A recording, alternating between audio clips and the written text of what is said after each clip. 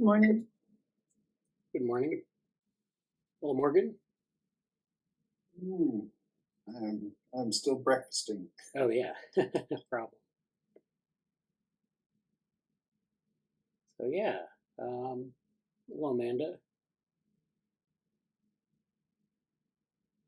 And, I don't know if people wanted to start with updates. So I guess Amanda would be the one to give the update. Morgan, I think, walked away from his camera. Yeah, sure. Yeah. So on Wednesday, Cognition Futures met, and I guess I couldn't be there for the whole meeting, but we made a lot of progress with what we want out of a paper we're going to be working on, potentially more than one paper. I think there are some versions that would be quicker, and then some goals that are more lofty. So I'm not sure what the plan is moving forward. I know the next meeting we're gonna keep working on this, but I feel pretty good about that.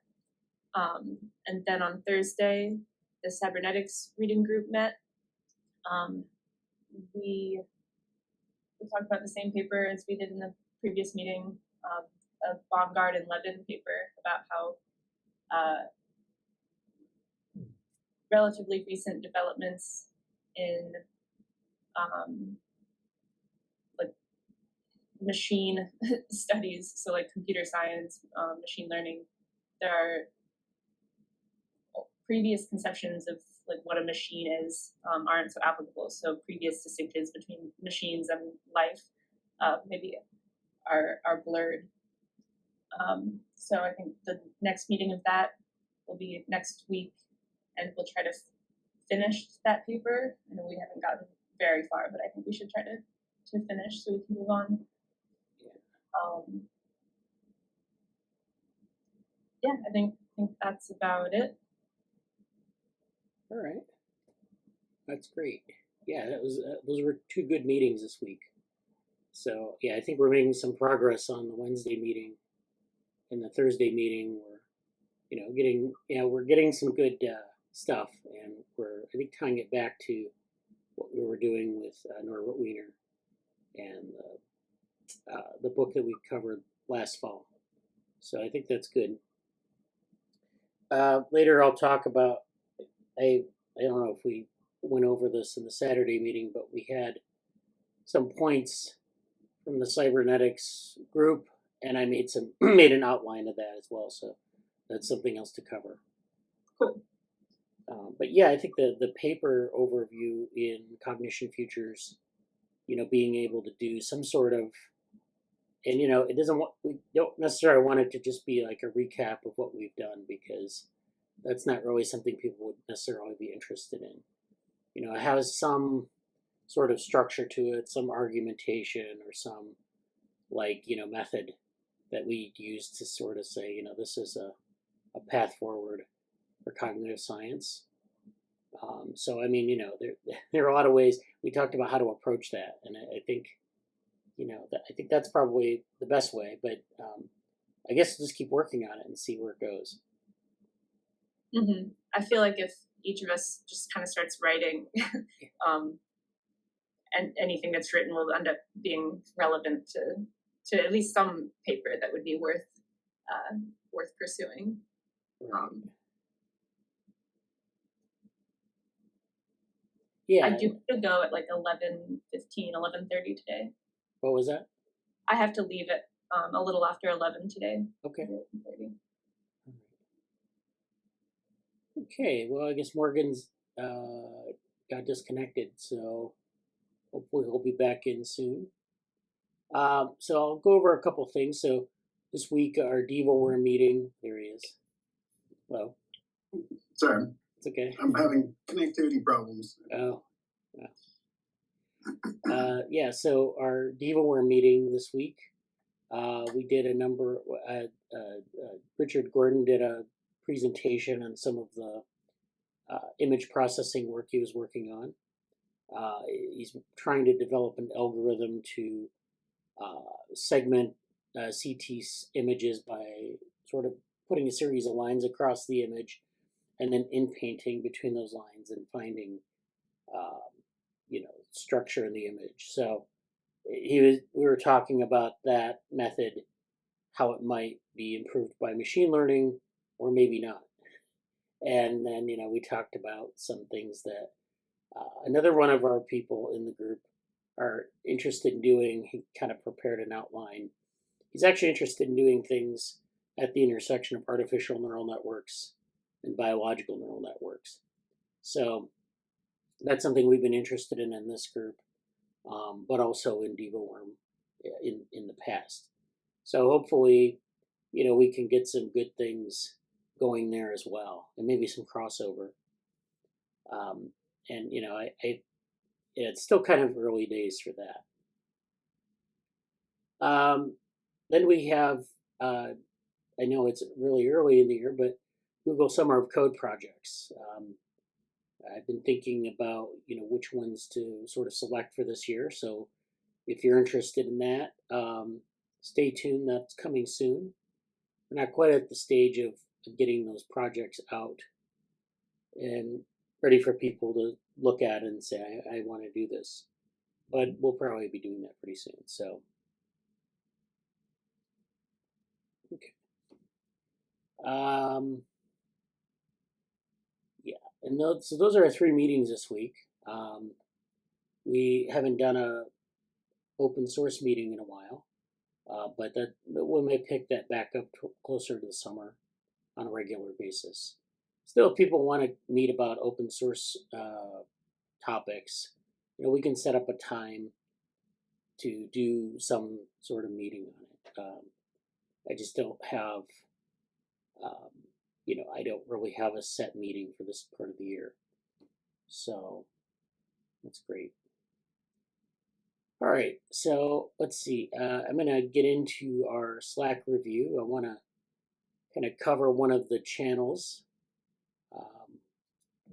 or maybe some of the content that's in there, and it always leads to good discussions and things like that. But just to make people aware of what's there.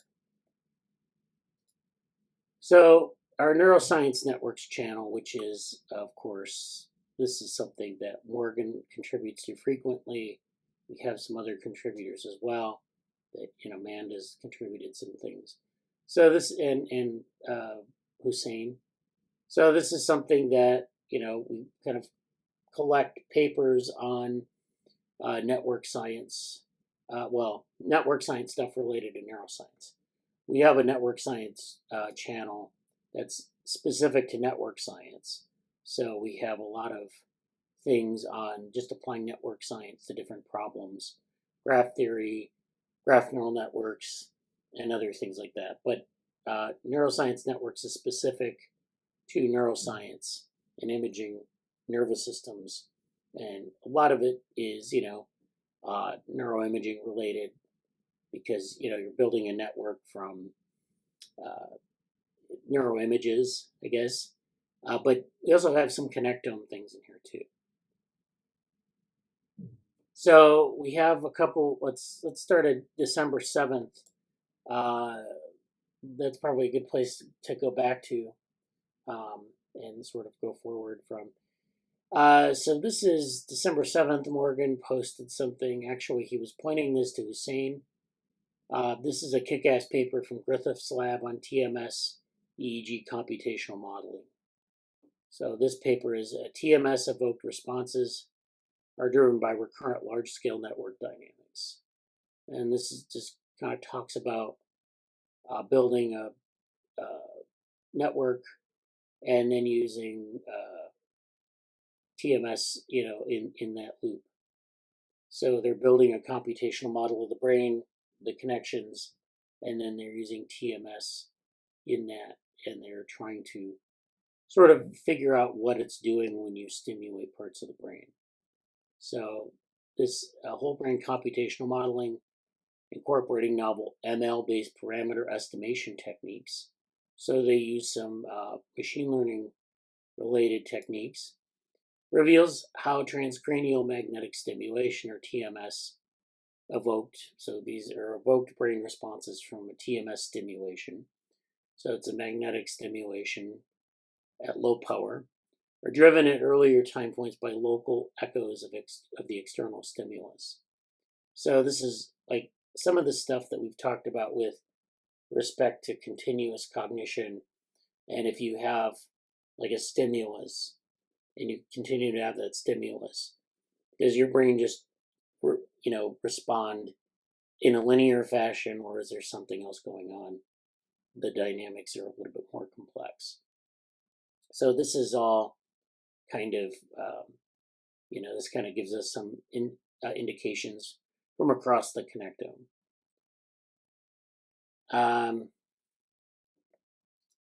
Oh, hello, Jesse. How are you? Hey.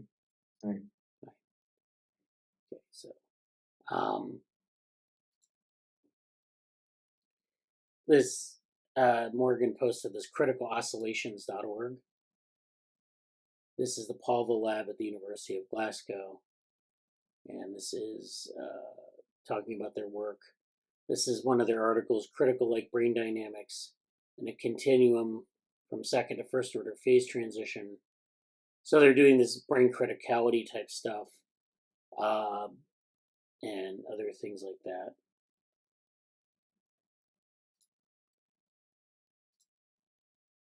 Let's see. There are some other podcasts here. This is a podcast where great to honor and speak with two heroes of mine, J. Max Shines. This is Max Shine returns from episode number 9, together with Paul Cizik. Both have so many great things to say about the brain. I could continue talking for hours.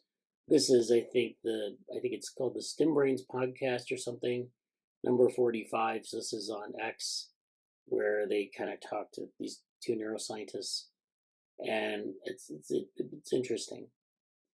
Amanda was asking for a PDF here. I think this was, Critical Like Brain Dynamics and a Continuum from Second to First Order Phase Transition. That was from that group here, the Critical Oscillations group. So, then there's this GitHub repository by the Griffiths Lab, whole brain modeling in PyTorch.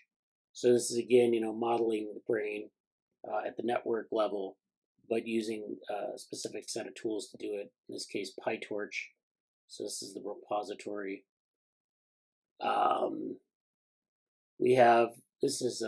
I think this is a video, it's a talk, really nice overview, visuals of psychophysics design and fMRI studies and more. This is the talk here. This looks like, I don't know if I can zoom in here because it's hard to see the little thumbnail, but this is where they're tracking brainstorms on brain weather maps. So they have these contour maps of the brain.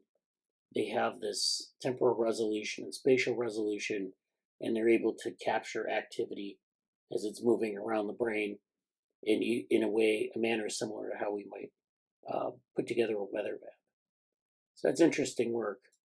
And this is actually some code associated with this.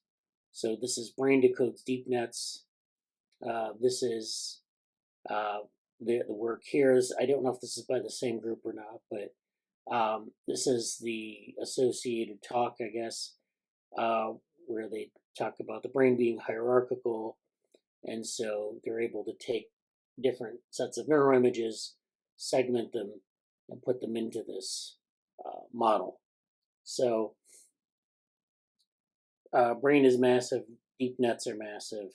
What can brain and deep nets tell us about each other? So this is definitely this artificial neural network and biological neural network relationship.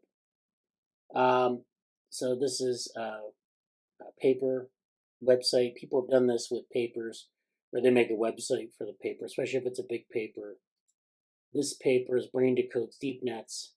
So they developed a tool for visualizing and analyzing large pre-trained vision models. So they're training the models with the data, the neuroimaging data, by mapping them onto the brain, thus exposing their hidden inside.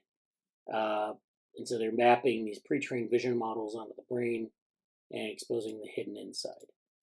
Our innovation arises from a surprising usage of brain encoding, and that is predicting brain fMRI measurements in response to images. So they actually capture data from, I guess, human subjects looking at different images.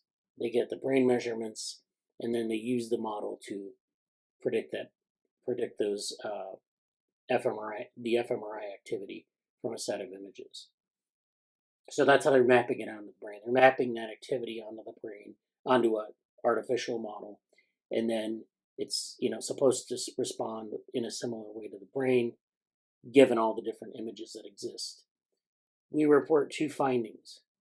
First, explicit mapping between the brain and deep network features across dimensions of space, layers, scales, and channels is crucial.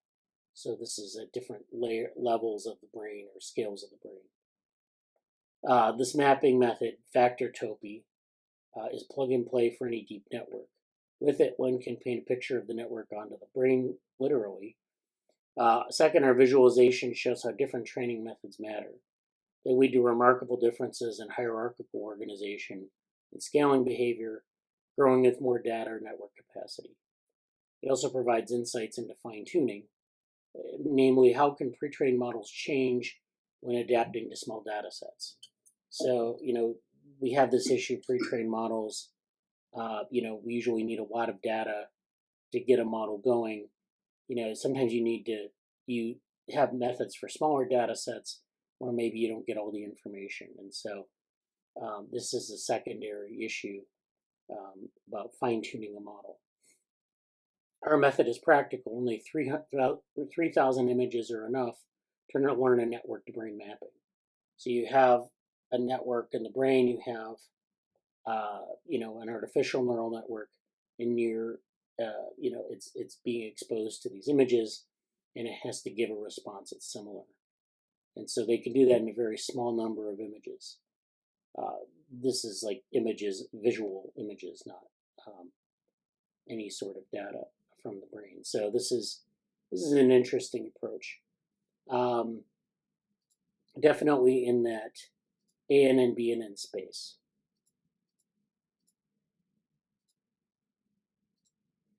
Looks like Morgan's back. I don't know, he's having connectivity problems, so we'll see if he can join in a little bit more or not. Yeah, sorry. Okay. My home router seems to be rebooting itself multiple times. So I'm on my phone now. Okay. Anyway, listening in. Okay. All right. So that's this is good work, Morgan, that you found. Thank you. Now this paper here is scaling laws for language encoding models in fMRI. So this is maybe kind of related to that last paper. This is talking about scaling laws, which are where you look at as network scales or as the input data scales. What kind of behavior should we expect of our model? So this has been a sort of a hot topic in terms of scaling up models and what they might be capable of at larger sizes. And people have argued that, I think we talked about a paper where people were looking at phase transitions where you get to a certain model size and it explodes in terms of what it can do. But this is all sort of debated in the field. So this the abstract of this paper reads, representations from transformer-based unidirectional language models, so this is a transformer-based language model, are known to be effective at predicting brain responses to natural language. So they're actually, again, they're trying to predict how the brain is going to respond to a set of natural language inputs. So, we can train the model, and then it should give something that is similar to a brain. It should at least predict what the brain should do. However, most studies comparing language models to brains have used GPT-2 or a similarly sized language model. So GPT-2, if you know, we're at GPT-4 right now. So GPT-2 is a smaller model. It's older, but it's The idea being that the larger the model, in this case, the larger the version of GPT, maybe the better it will do in these kind of tasks, or maybe there's some sort of phase transition. So we haven't really tested on anything beyond GPT-2. Here we tested whether larger open source models, such as those from the OPT or Llama families, and these are just models that are available, are better at predicting brain responses recorded using fMRI.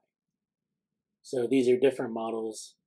These are larger models, and so they should provide maybe better performance on this.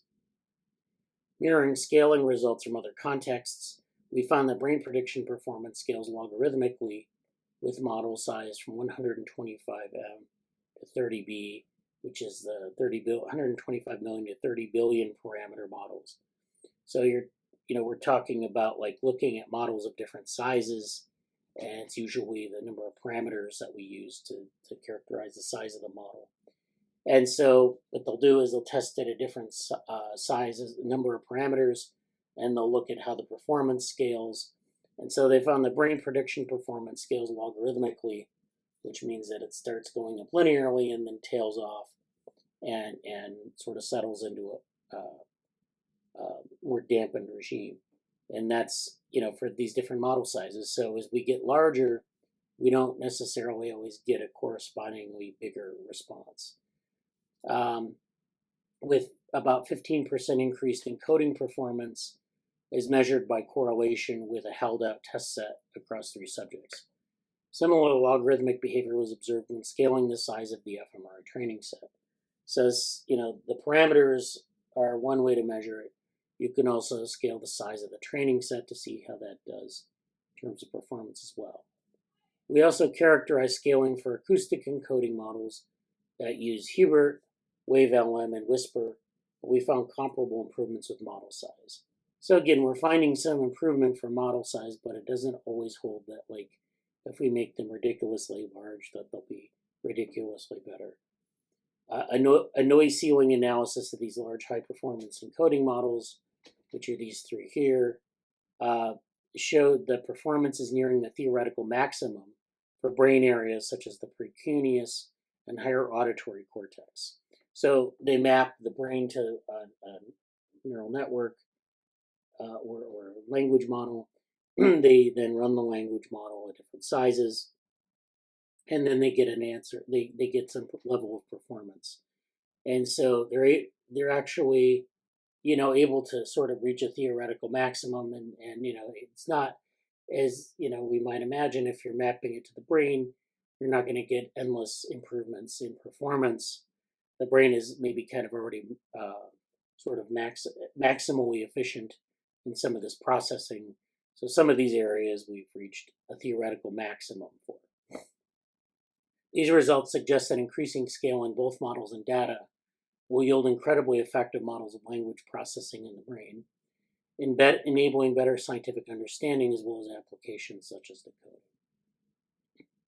decoding. So I guess, their argument is that, yes, you're going to get some pretty big, if we just keep using larger models in this exercise, that we're going to get some pretty effective models of language processing.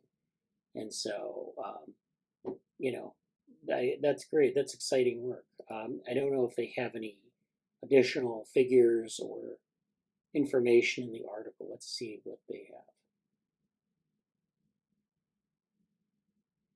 Okay, so this is the paper here. Here there are different models that they're working with. They have the layers, width, and parameters of the models here, so they're testing a range of different model sizes for both language models and audio models. And they kind of give the scaling laws here. So you have this, at different scales, you have this response. You have semantic and speech. So scaling laws of semantic and speech audio encoding models. So figures 1A and 1B here. Let me zoom in. Figures 1A and 1B, which are here, show logarithmic scaling of semantic encoding models. So it kind of goes up like this, and then it kind of falls back a little bit. it saturates after 10 to the 10th, which is pretty big. This one, it kind of increases, I guess, exponentially and then flattens out towards the end of this function. So we're getting this sort of logarithmic performance with as we increase the size of the model. Let's see, figure 1C shows the average voxel-wise R squared for each layer of all tested models averaged across 3 subjects. So this is a measure of voxel-wise R squared for each layer, and this is for the different models. So you see that the llama models, the encoding performance is higher at the beginning and then tails back off.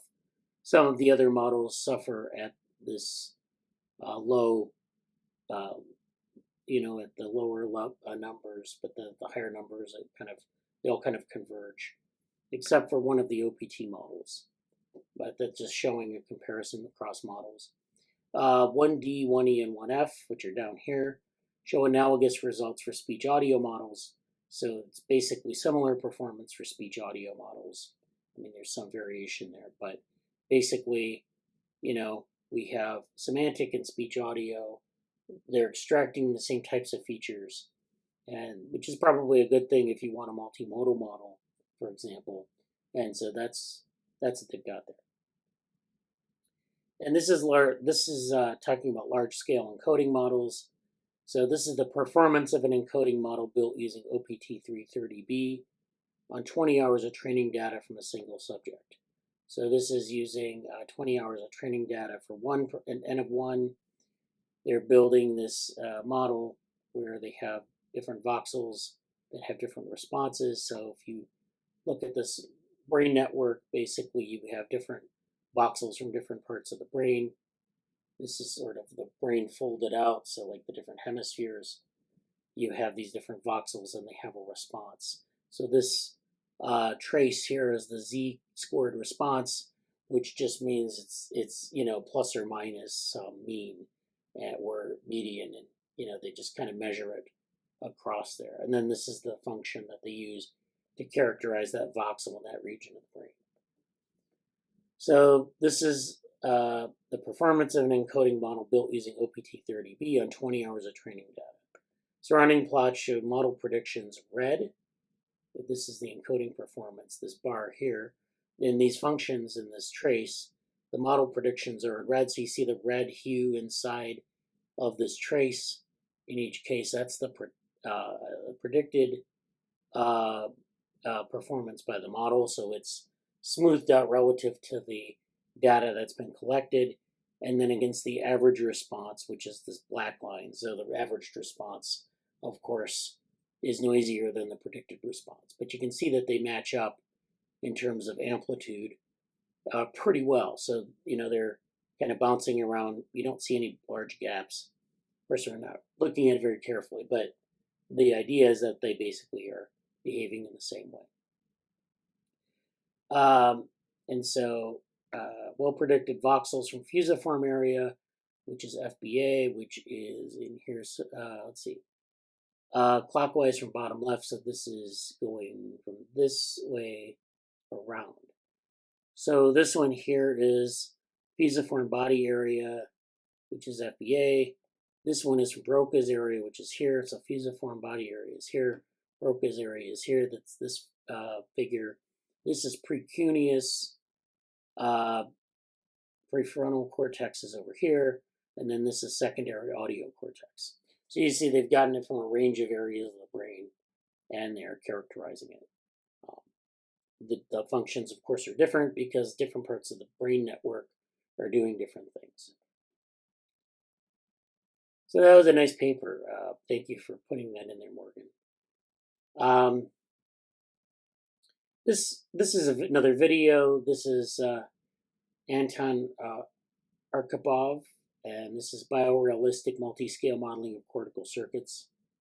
So this is where people are using sort of a bio-inspired approach or biorealistic approach, depending on how you want to define those terms. And then there's this multiscale modeling. So people are modeling things from, different, I guess neuronal connections to what we might call voxels to whole brains. So that's the kind of thing. This is, I guess, a related paper, or maybe it isn't related. It says simulations of cortical networks using spatially extended conductance-based neuronal models. So this is it. This is Anton Arkhipov, and he's the last author on it. And you have Christoph Kochs on it. This is from the Journal of Physiology in 2023. This is simulations of cortical networks using spatially extended conductance-based neuronal models. So they're using these conductance-based neuronal models, which are based on the electrical activity of neurons, specifically using the Hodgkin-Huxley model to model action potential generation and propagation. So they're using that kind of formalism, and they're building these larger network models. So the abstract here, they talk about the Hodgkin-Huxley model, which, in 1952, this initiated the field of biophysically detailed computational modeling in neuroscience. So, you can model the brain in different ways. This is using a biophysically sort of faithful model. And so, it just models a lot of the ion channels and their activity and their dynamics, but it's only at the scale of one neuron. So, what you can do is you can couple those Hodgkin-Huxley models for each neuron, and you can build, maybe a larger scale region. And you have to, couple the equations and all that. But so this is very different from, say, like a connectionist model, where you just have connections between units, and you're looking at weights and things like that. Here we review the developments in this area with a focus on efforts in the community towards modeling the mammalian neocortex using spatially extended conductance-based neuronal models. The Hodgkin-Huxley formalism and related foundational contributions, such as Rawls' cable theory, remain widely used in these efforts to the current day. We argue that at present the field is undergoing a qualitative change due to new, very rich data sets describing the composition, connectivity, and functional activity of cortical circuits. So this is, a lot of this data, this public data that's coming out that we've been talking about in the meetings, this is really going to inform a lot of our models going forward. So, this is all very important stuff to really get a handle on if you want to model the brain. And a lot of these data are being integrated systematically into large-scale network models. This trend, combined with the accelerating development of convenient software tools, is giving rise to highly detailed models of the cortex that are extensively constrained by the data. So, the Hodgkin-Huxley model can, or maybe it isn't, constrained by the data, depending on how you set up the model. With a lot of, finely grained, high quality data, we can actually constrain the models much better in their behavior, enabling computational investigation of a multitude of questions about cortical structure and function. Any comments on that paper? Well, he's it's a really interesting project where he's trying to be he's trying to subsume a number of other projects within his framework. Yeah. Definitely trying to make it easier to develop on any, using any particular library, and then be able to move your models over, or potentially create hybrids between models. So I forget if I think he's using Nest or Brian too. Anyway, but like spiking neural networks, neuron models, neuron the package. Yeah. Supporting this neuron ML, and anyway, it looked really interesting, and of course, he's at the Allen Institute, so they've got some great data sets that would be great to validate with, and yeah, so Yeah. really, really cool. And they're also accepting applications for their summer school. Oh, okay. Yeah. So, people, you can apply and go to learn this, there's a real focus on this particular package at one of the summer schools that they're hosting this summer. Yeah. Yeah. Yeah. I like this. This is, I think, a pretty good approach. I mean, this is kind of what OpenWorm uses is kind of you have a lot of data for C. elegans. You have the Hodgkin-Huxley model, and you can model um, things at the level of electrical activity. So you don't get like the action of gene expression here. You don't necessarily get large scale networks, although you could build large scale networks from it. But it's at that level of electrical activity, and then there's some allied models that like cable theory and things like that can be used to model axons and different things like that. So it's cool. So yeah, that was a paper. And this is a package from Visual Neuronal Dynamics.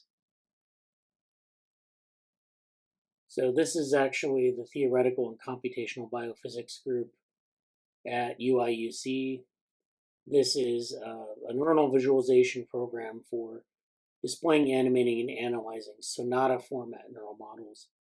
And this is VND, supports computers running Linux, and is open source. So this is actually going to be at the modeling software workshop at the Allen Institute. And this is the page where you can download things and work with it. So that's great. So not only do we have models that we can build, we can also visualize them. This is the 7th Big Brain Workshop. So this is a link to the Big Brain Workshop, which is, I guess, the Human Brain Project and eBrains. And looks like there were a lot of interesting talks there. I don't know if you want to get into like what eBrains is, Morgan. Sure. Yeah. Excuse me. Sorry, just having network problems here. The eBrains is the successor of the Human Brain Project, and at least in its kind of digital platform.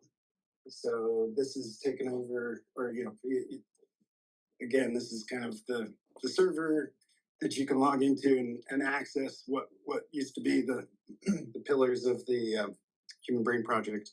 The neurorobotics platform, the neuroimaging data sets, the cloud resources, basically.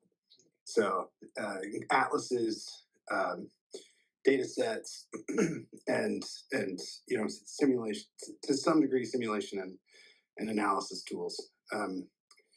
This is it's moved to Jülich, which is the German supercomputing center, and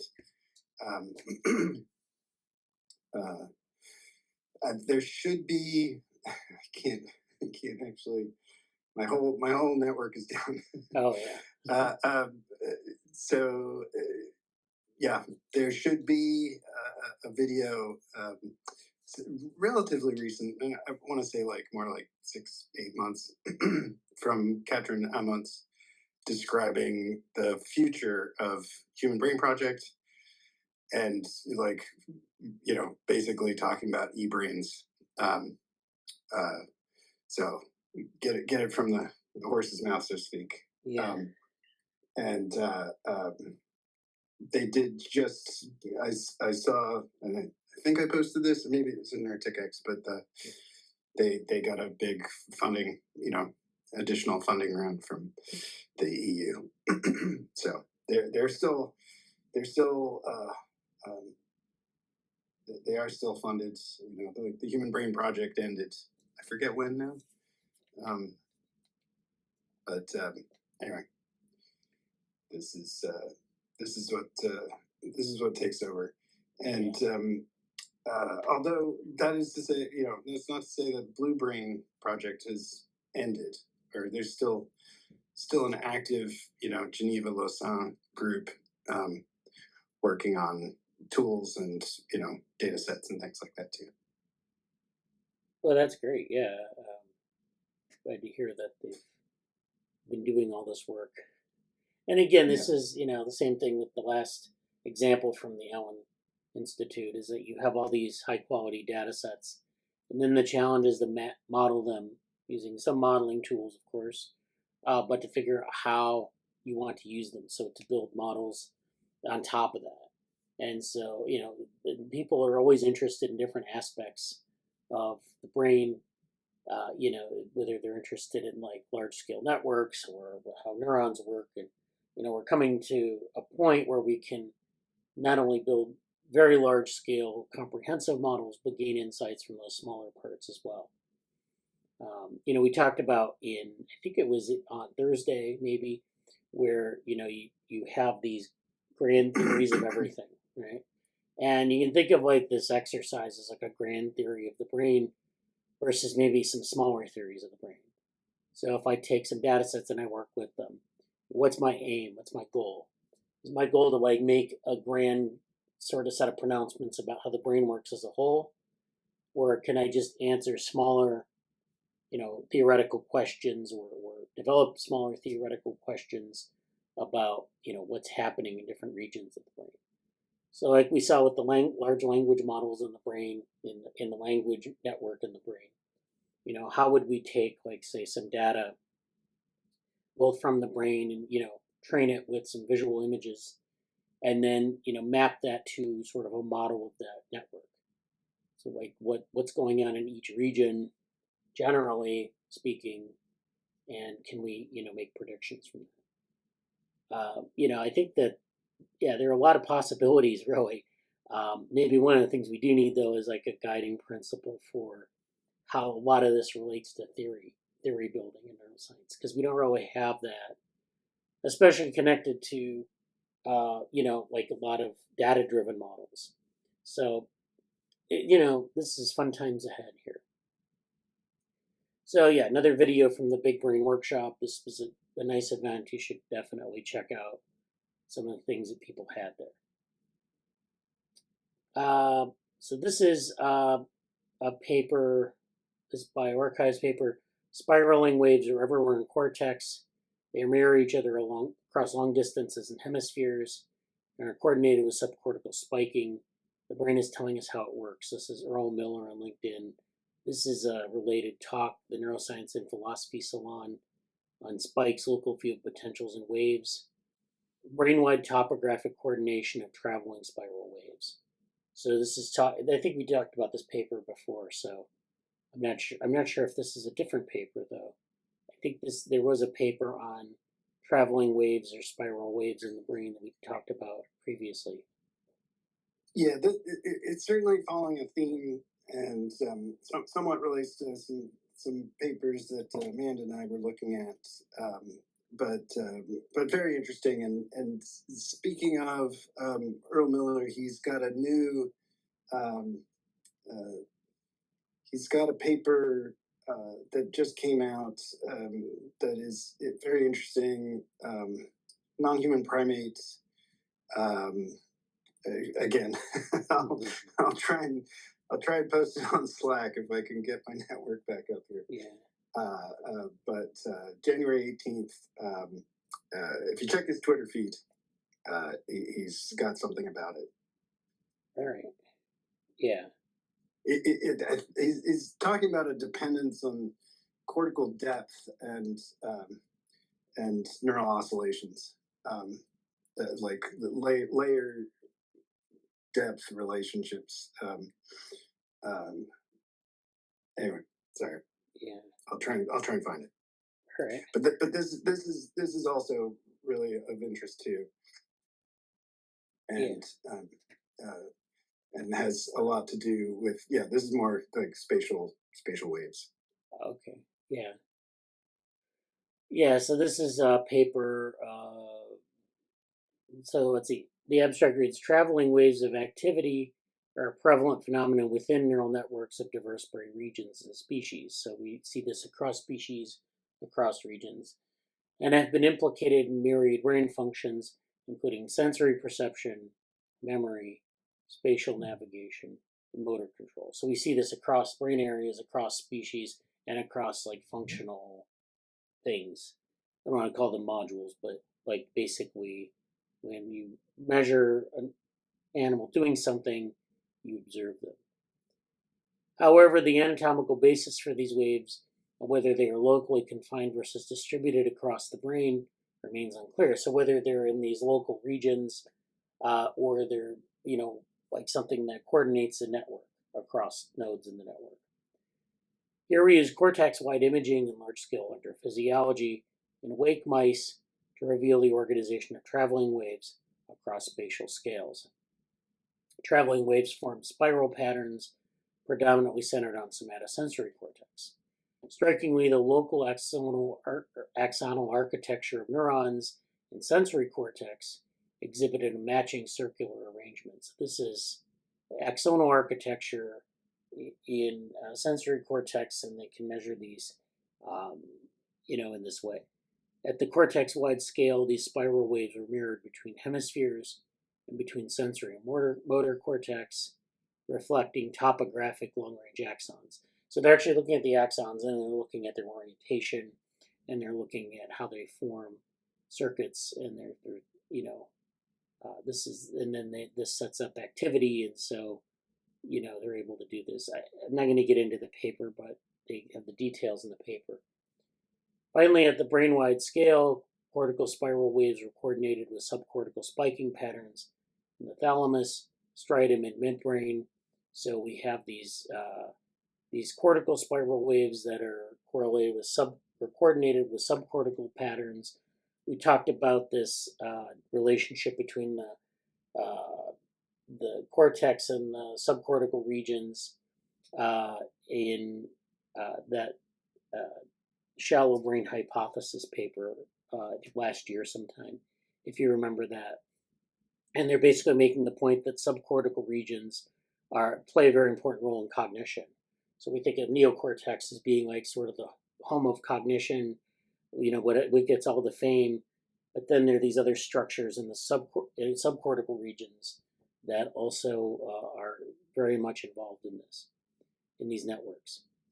These results establish that traveling waves are structured by axonal pathways and globally impact neural activity across diverse brain systems. So pretty good work, pretty good systems level work. And this YouTube, this neuroscience and philosophy salon, they go into a paper and they talk to people, and they kind of get into discussions about some of these topics. So it's very important to check out. This is another video from the Big Brain Workshop. This is electrophysiome GAN. So this is a generative adversarial network, which we haven't talked about in a while. We have yet revisit that. But this is electrophysiome GAN, generation of biophysical neuron models, parameters from recorded electrophysiological responses. Abstract reads, recent advances in connectomics, biophysics, and neuronal electrophysiology warrant modeling of neurons with further details of both network interaction and cellular dynamics. Such models may be referred to as electrophysiome, as they incorporate the connectome and individual neuron electrophysiology to simulate neuronal activities. Now they use a nervous system of C. elegans for this. So this is not humans, and this is back to C. elegans connectome, which we have a pretty good characterization of, and we have for a long time. Elise Schleiserman has done some things, drawn some interest from openworms, so this is why I knew who that is. And so the nervous system of C. elegans is considered a viable framework for such electrophysiome studies due to advances in connectomics of its somatic nervous system and electrophysiological recordings of neuron responses. So we know sort of the map of the connectome, but we also know the electrophysiological recording. We have a lot of those that we can map onto that connectome. In order to achieve a simulated electrophysiome, the set of parameters involved in modeling individual neurons need to be estimated from electrophysiological recordings. So we have individual neurons that we make a model of. We know how they're connected together. And then we need to sort of tune that with electrophysiological recordings. So we can, sort of know what the sort of the limits of each neuron are. Or we address this challenge by developing a novel deep generative method called electrophysiome GAN, EP-GAN, which once trained can instantly generate parameters associated with the Hodgkin-Huxley neuron model. And this is the HH model. So the Hodgkin-Huxley model, I think we talked about this before in a previous paper here, of course, is something where we're modeling the ion channels and their contributions, and we get a graded potential response. The method combines generative adversarial network architecture with recurrent neural networks. So this GAN is being implemented using a recurrent neural network or an RNN. Encoder, this is the RNN encoder, and can generate an extensive number of parameters, over 170 given the neuron's membrane potential responses and steady state kernel profiles. So what they're saying is they can generate over 170 parameters for each neuron in the network. This is where, it's generating parameters based on the training data, and it's giving us some indication of how this thing can, be tunable. We validated our method by estimating Hodgkin-Huxley model parameters for 200 synthetic neurons with graded membrane potential, followed by 9 experimentally recorded neurons, where 6 of them are newly recorded in C. elegans. So they take their model, they build it, they have these synthetic neurons, which are just these models that they can put the Hodgkin-Huxley model into, and then they actually experimentally record neurons.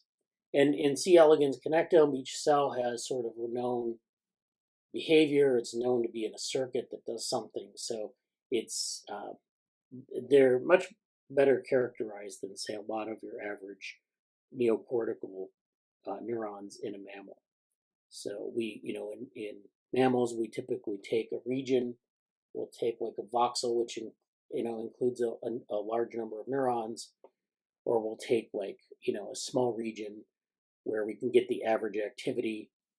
In C. elegans, you don't have to do that. You can actually measure single neurons, and the single neurons play their own role in that network. So that's why C. elegans is interesting from that perspective. And so, compared with other methods, EP-GAN is advantageous in both accuracy of generated parameters and inference speed. In addition, EP-GAN preserves performance when provided with incomplete membrane potential responses up to 25% and steady state current profiles up to 75%. So this means that it's a pretty robust model that EP-GAN can still capture that performance even if it's not getting, a full training set. And so that's good, in a machine learning context, because as we said, sometimes a lot of these things are training data dependent. And so you want to, you can't always have the perfect training data. And so that's good. EP-GAN is designed to leverage the generative capacity of GANs to align the dynamical structure of Hodgkin-Huxley models and thus be able to achieve such performance. So a generative adversarial network, it's basically where you have sort of two sources of data for a model. You have a signal, which is usually the training data, and then you have noise. And so you try to train the data in a way that's like adversarial. You're training it with information, the information you want it to learn, and then you're training it on some noise. And you're doing that simultaneously so that the model has to distinguish between the two. And then you have a generative model, which it gets fed into, and you get, this sort of model where it can generate a lot of examples of good GANs are like in art, in digital art, where you can generate all sorts of paintings, or, before we started using a lot of the, the stuff that, like the Mid-Journey and things like that, people were obsessed with using GANs to generate sort of real-looking images that have been painted by a computational model. So this is a nice application of GANs. This is a recent paper, I believe. 2023, end of 2023. So people are still using GANs for good purposes, and that's nice to see. Okay, so I'm going to move along here a little bit faster. And I dropped the, I think I got a link to the Earl Miller seminar. Okay. Is that at the end of the channel? Or, yeah. Oh, yeah. Yeah, there it is. So this is study reveals a universal pattern of brainwave frequencies. So yeah, we've got a lot of stuff here in the channel. I didn't want to spend the whole meeting on it, but Yeah. this is a nice paper too. A single computational objective for specialization of streams of visual cortex, computational modeling, visual cortical streams. So these are where you have visual information coming in, and it starts to be processed by from the occipital lobe forward. And so you have these different visual pathways, and this is a kind of network that's feed forward. And there's some feedback, but basically you're moving from one center to another, and you're analyzing images higher and higher, or different types of. So you're kind of focusing on the physical features of the image, and then you're focusing on going all the way up to context. You're going to say something? No, just, okay. Yeah, I hadn't seen a paper from Grospector in a while. Oh, yeah. But, this is someone who, kind of pioneered visual system understanding with fMRI a long time ago. Yeah. I see Kendrick K there too. Yeah.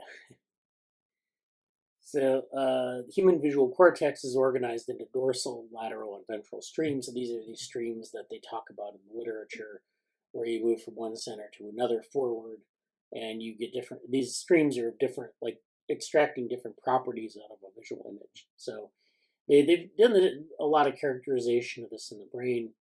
A longstanding hypothesis is that functional organization into streams emerged to support distinct visual behaviors.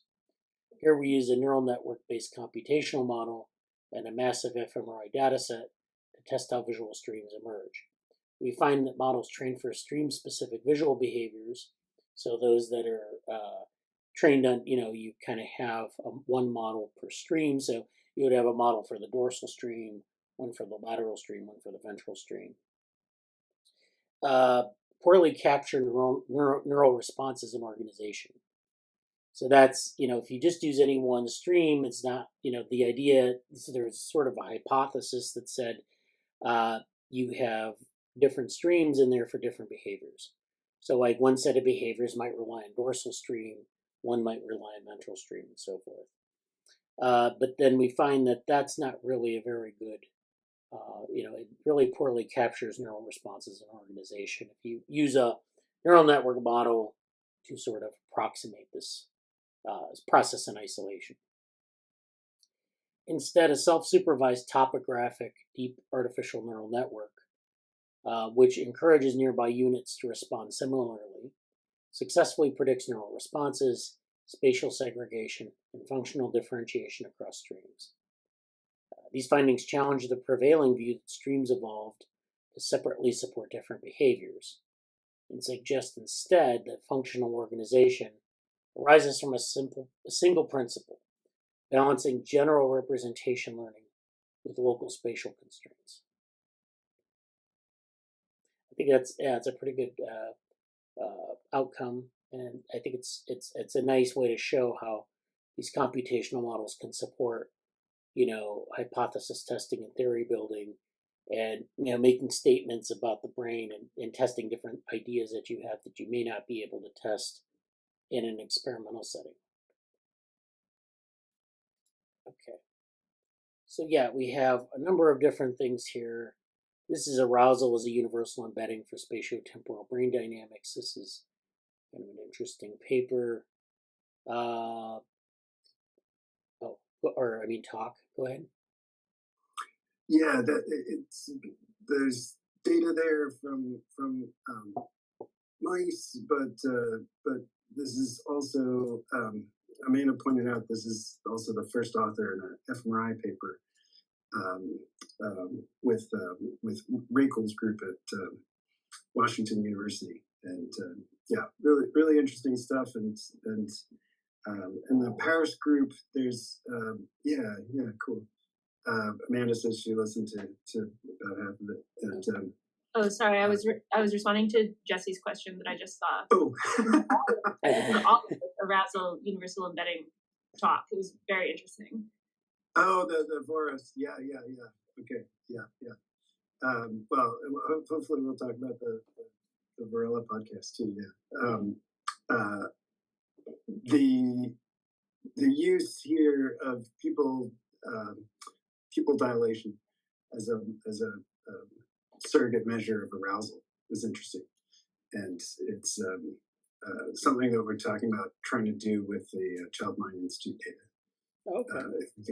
If the the cool thing with that data set is, again, it's like so rich, multimodal, and they've also got eye tracking.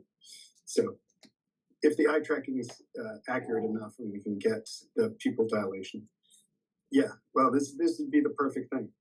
Jesse, excuse me. This would be a really interesting way to try out some of the Brunton group's ideas in terms of capturing the spatial temporal dynamics with these techniques that are drawn from computational fluid dynamics, but capturing it with the or focusing it with this surrogate measure of arousal. And the nice thing there being that because it is a or again, it's a surrogate measure, right? It's not really arousal, but the using the pupil diameter as sort of a measure of this activation of the neurotransmitter system. We could then look through the spatial temporal dynamics, and there would be some expected regions. Got fMRI and high density EEG, so again, it would be, I think, a really interesting data set to look at, a really interesting human data set to look at. That even Rakel can't touch, in the sense that they've got the human connectome project, but only a small subset of subjects did they use MEG. Yeah, that's something to look into a little bit more. There's a guy I joined in Paris who's really an expert on these systems, or I should say computational fluid dynamics. So he's really interested to help with the Cindy, which is Brunton's tool. Yeah. And so yeah, if we can just massage the data into the right form, it should be pretty easy to get something like this, like these arousal results. Yeah. Great. Yeah. So I don't want to really get into many more papers here. We're pretty far along in the meeting, so I might come back to this next week. Let's see. You did want to talk a little bit about the Varosh podcast and Cognition Futures. So that's this, or the Francisco Varela topic here, the work of Francisco Varela with Sebastian Voros. Do you have anything insights into that? Yeah, I hadn't got into it far enough to say I would hesitate to to comment at this point. I just wanted to check. Yeah, for sure. Yeah. So, anyways, yeah, the Cognition Futures has also been very active, and we have a lot of things in there that we go into next week as well. Some really interesting things. This is a talk from Diverse Intelligences. Is there biological enculturation? There's some other things here. This is the Hiawatha question, I think was talked about in maybe the Cognition Futures meeting. This is Crooked Timber. Yeah, and then this book, Yeah. Intelligent Behavior in Animals and Robots. This was something from like the 90s. Yeah, that was the book I'd been talking about trying to find at the last Cognition Futures meeting. Yeah. Very good. Well, I think I'll leave it there for the Slack. So yeah, hopefully we got a good handle on what was going on in some of these channels. And, of course, they're always thinking about the secondary data. So I guess Jesse didn't ever get to give an update or anything, but I'll turn the floor over to Jesse if you'd like to talk about some things now. Hey, yeah, I'll just be brief about things. It's been a good week. I guess I had a similar.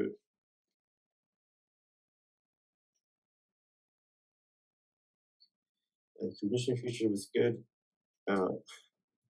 We talked about where to go.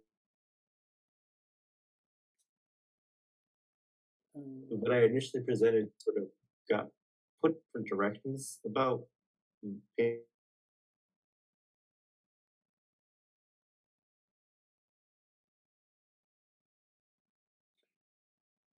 Jesse, we're not able to hear you. You're cutting out. I think you actually cut out. I think we identified a very long-term position paper to write one day, and then sort of near term on what sort of next stages of focus are and the things we want to um, go into more in depth and figure out kind of our take on that. We talked a bit about basically mutually informed constraint. We talked a bit about formalization, and we've talked. It's been interesting for me to kind of think in terms of structuring both sort of the nuance we want to bring to sort of our views of cognitive science space, and then some of the sort of how do you do that, and how do you formalize that? That's kind of a breakdown that I'm seeing in terms of spaces to do. We talked a lot about sort of like the in terms of nuance, just beside mutually informed constraint. We talked about let's see, development and sort of divergence or diversity of perspectives, or diversity of seeing agents in that space too. So, I think the next step, for the immediate next step, is picking out some more papers in continuing on the mutually informed constraint space. There is still a much there's still some things to be written about kind of where we've been so far. I don't think that there are going to be papers in the journal publishing sense, but there's some like project management work of setting out what those where we've been and how we've kind of gone down the path that we've gone down, where we go next. So yeah, that's been good. There's a lot of interesting overlap between that group and I guess we're calling it the Cybernetics reading group now, which it's been really interesting because the last two meetings have been about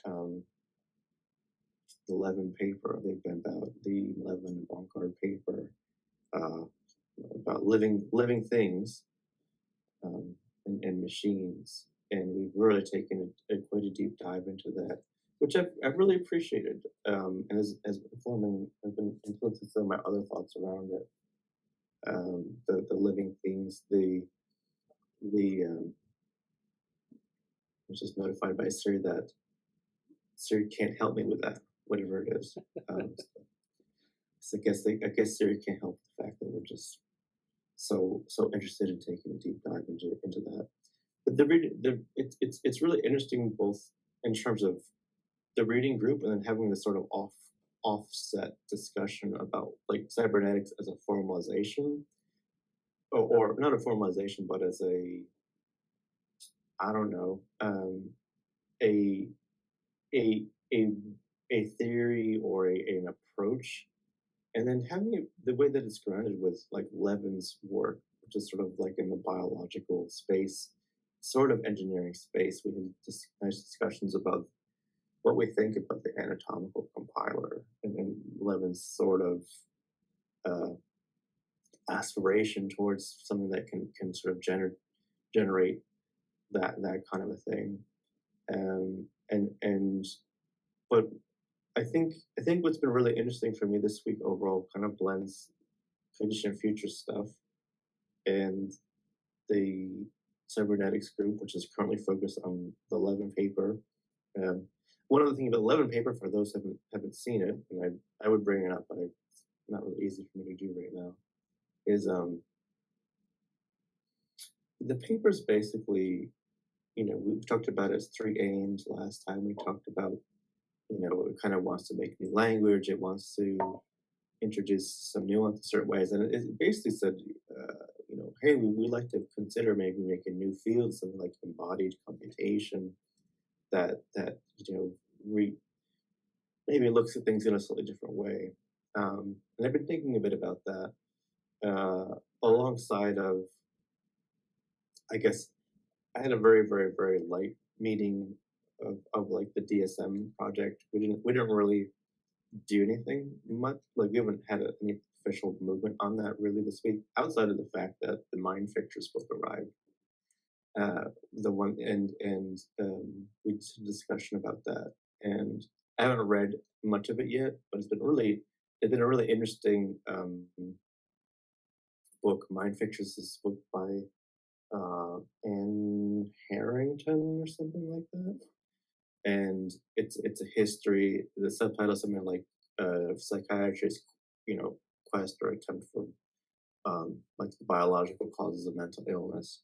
And it's interesting because Jen, who's been kind of doing a lot of the work on it, the project so far, it's not a huge project, it's more like just a review, has been looking at sort of the history of the DSM and where it's been, and it's been harder to find more recent stuff about it, I guess. And it looks like a fairly comprehensive history, but also I was particularly intrigued by. I jumped to the end. Like it's kind of funny because I find myself at this point in my life, like I go to like the index, like most concerned about the index to see what they talk about, and then I kind of try to find the conclusion at the book. If it's like a book, something that's like somewhat generally public facing, and I'm really curious about the conclusions, because they're sort of like this story, and it's a history recap. It's a retrospective story. I don't know, and well, at least from what I've seen so far, I haven't read the book, and I'm curious. I think you've read the book, or at least know more about it than I currently do, Morgan. So I'm curious if you see it.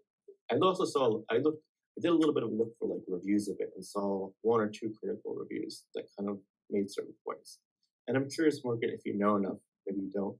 Do you see it as like, do you see it as advocating strongly for a particular like direction in the book, or is it more just here I'm trying to present a history of my particular bias of X, Y, Z, or any opinions about that?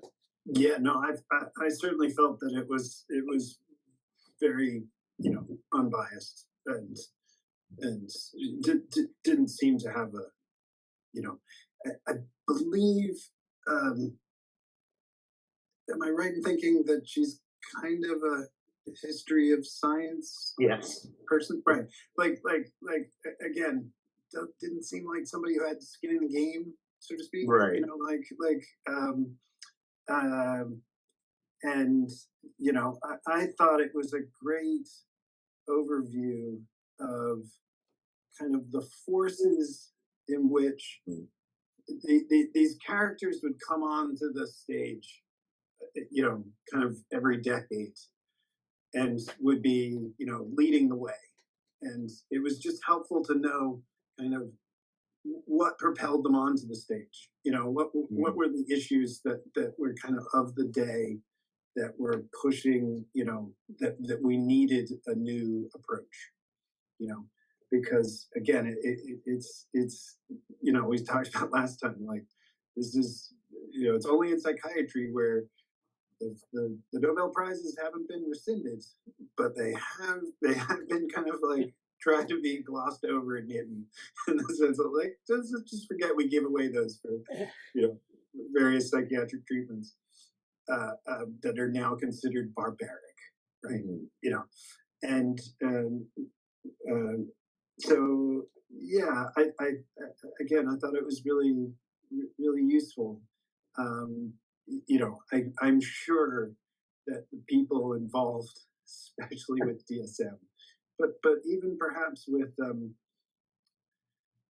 kind of the fight in the 70s with the rise of biological psychiatry. Like there might have been, again, like, I'm sure you can find people who would be like, oh, you can't tell this story without this person, or without this information. But yeah, so, and then I liked it once it got to a time period that I could sort of speak to.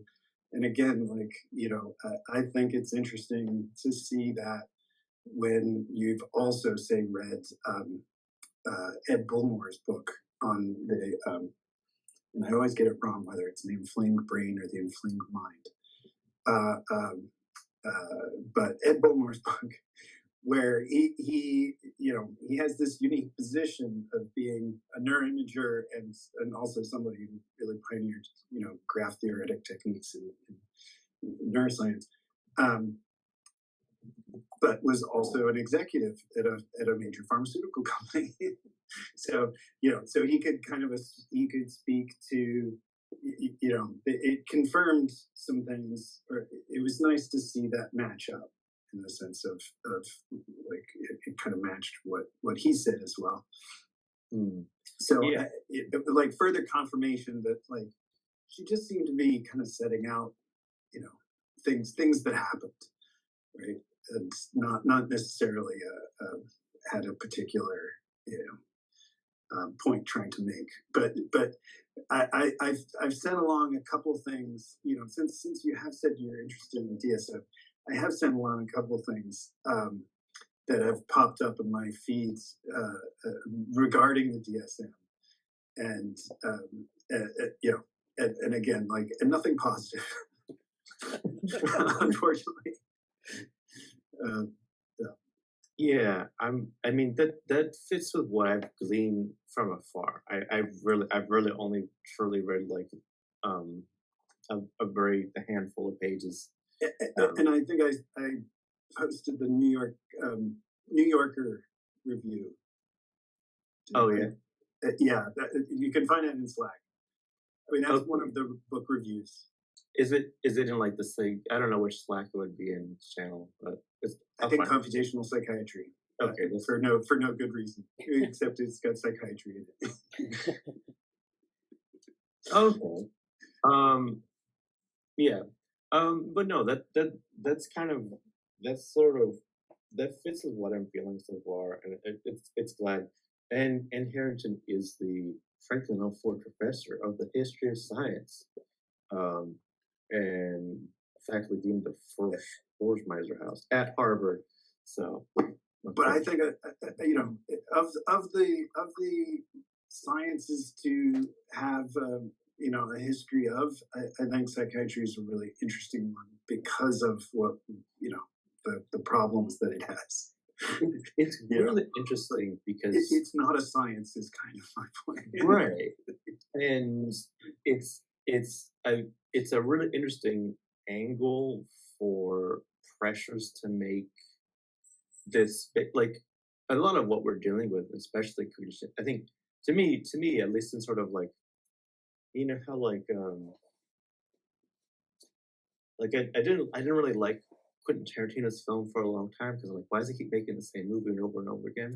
And I was like, oh, I kind of get what you're like. You are trying to perfect the craft in a sense. Like you're doing that. Like there's a reason for it in a particular way, and it's sort of like I feel like Cognition Futures is sort of one of my attempted iterations of doing a similar thing.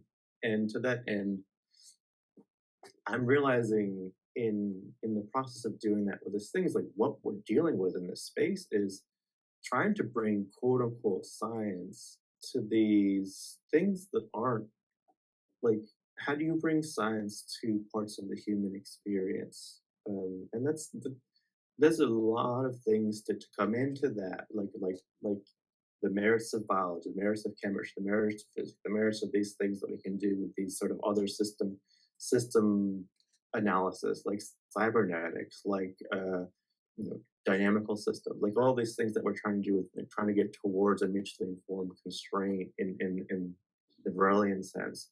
And it's like it's hard and it's very it's really interesting because I'm the least versed in like anything biologically.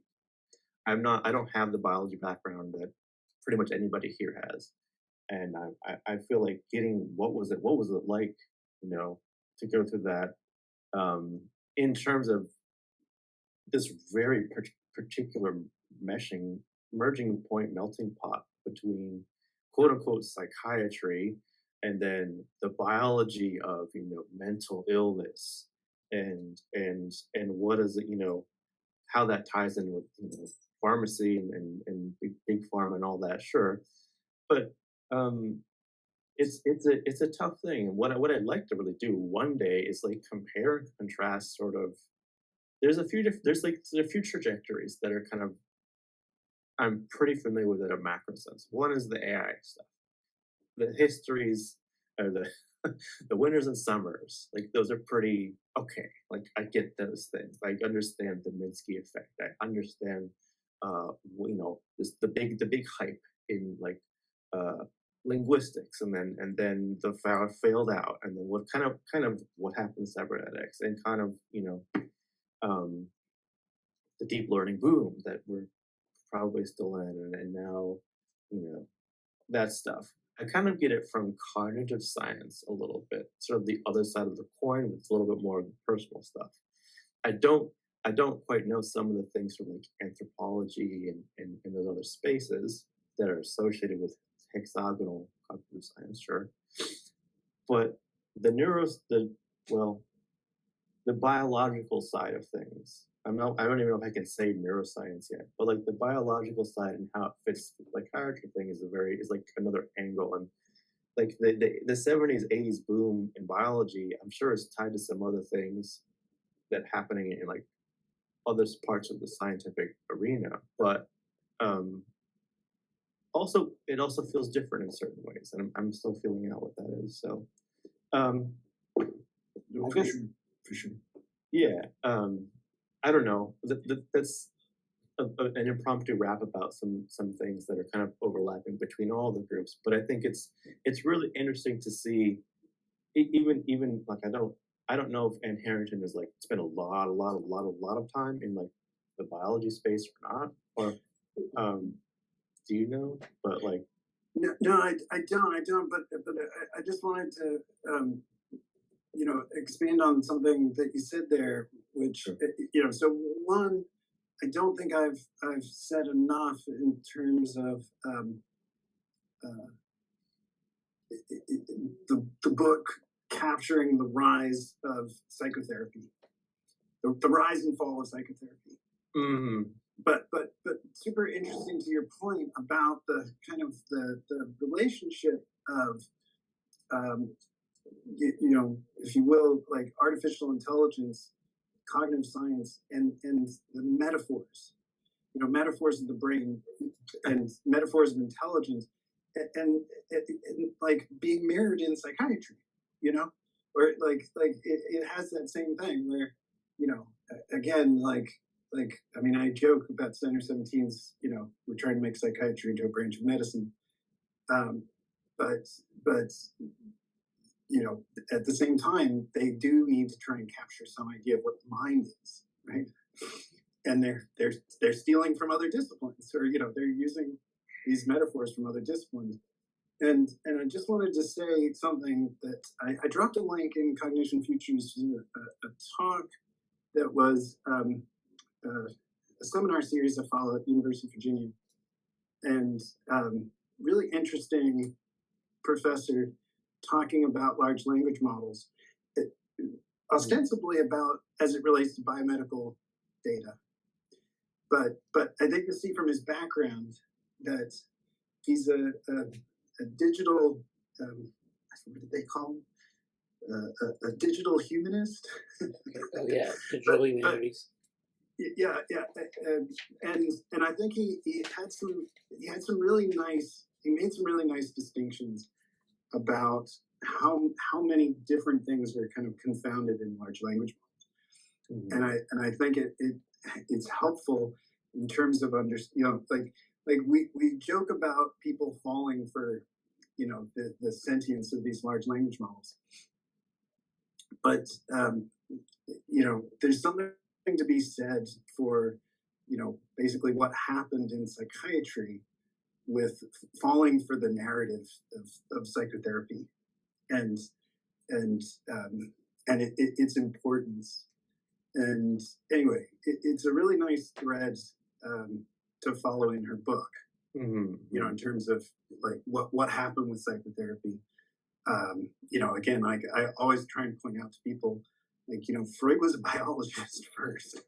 like, you know, despite what you might think, you know, it quite easily could have been a humanities professor in terms of his depth of his, you know, reading in philosophy and religion as well, but was actually working on simple systems neurobiology first, but then seemed to be, you know, became fascinated with this talk therapy, and anyway, if you, I think you'll find some the distinctions that he makes and the importance of sociolinguistics in the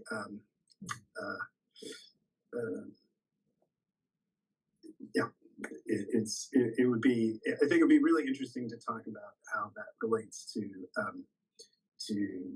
the kind of change that you see in cognitive science as well.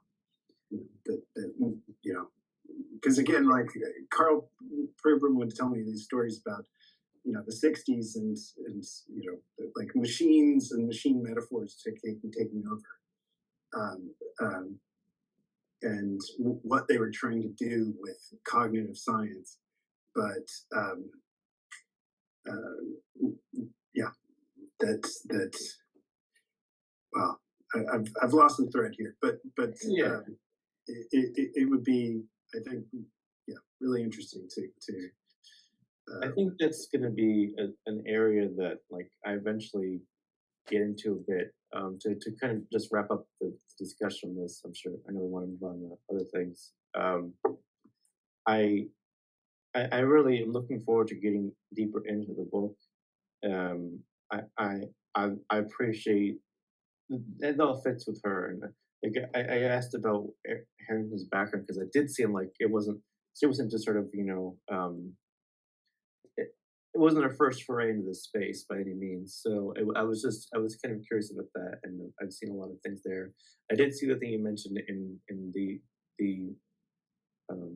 Slack, and I think just going forward with it, it's really interesting to kind of tie her vantage point with the vantage point that Levin's expressing with his sort of, oh, I'm, you know, I'm really curious. I haven't finished reading the Living Things paper, but to go back to that for a second, it's sort of like I'm particularly interested in people that I think have, you know, have a good sense of what's going on, want to push the theories, particularly like my thing lately is like language models and artifacts, where they want to push those things in a domain space, and where, you know, you know, kind of the line between speaking to existing domains and then the future ones to build out. And you know, I don't know what I'm going to come out on Levin's, what he proposes in the paper, what he's doing in general, but like I know he's got enough. I know what he's looking at are the things that are going to matter to some extent, even and maybe particularly if it's from like the bioengineering ground up cultivation agentic materials sense. Like I think that's something that's going to be part of it. And like, you know, the last little bit of Anne's work is sort of talking about this psychiatry she hopes to see in the future. And it's like, okay, like I'm kind of putting together those pieces slowly. So yeah. Yeah. Just reminded me of another thing I dropped in computational psychiatry. It's somebody writing a commentary in Psychiatry Research, the journal, about the failures of the Human Genome Project as it relates to schizophrenia research. And if you get into it, you know, it's someone to some degree who hasn't updated their biology, you know, their ideas about biology to something that's closer to kind of Levin's conception of how these definitions are changing as our understanding grows, and that we need to, you know, broaden our definitions to include more, you know, the richer phenomena of the world. That might be useful to look at too. You know, yeah. I will. Thank you. Yeah. I'm sure you wanted to go on other things, but yeah. Sorry. Oh, yeah. Well, yeah, I have a few more things to talk about today. Yeah, that was a great conversation. Thank you for that. I think it's definitely with some of the historical stuff in terms of psychiatry, it also informs what's going on in cognitive science as well, probably. So, yeah, so let's, Amanda had to leave. She said that earlier she had to leave at about 10:30, so, or 11:30 or whatever time it is for her, so that's good. So I wanted to, and I know she just left, but I wanted to talk about this outline that I put together from our conversations on cybernetics. So, you know, we had a project, or we have a project that's been moribund, and it was one of the first projects that we did in the lab. It's this Reimagining Cybernetics, or I can't remember what the working title is. Anyways, the point is to revisit cybernetics and to kind of advocate for its use and to sort of maybe build new ways to look at cybernetic principles and things like that. And so we have that, and then we have this resurgent interest in the group in the last year or so, as to, you know, to look at some of the classic works, look at the works of Michael Levin, and, you know, kind of move forward there. So this outline I'm about to show you is kind of a combination of those things.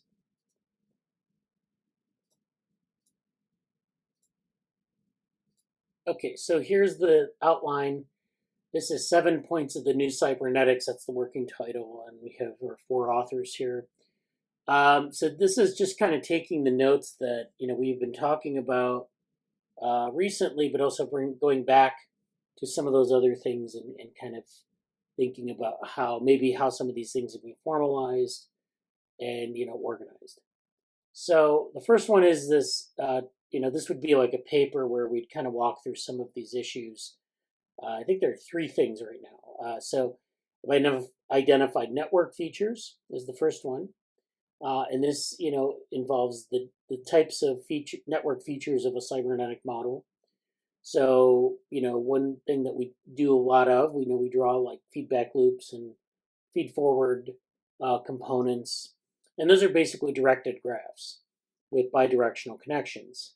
And so, you know, dealing with it, framing it in terms of a formalism, I think is useful, and kind of getting into what that is all about.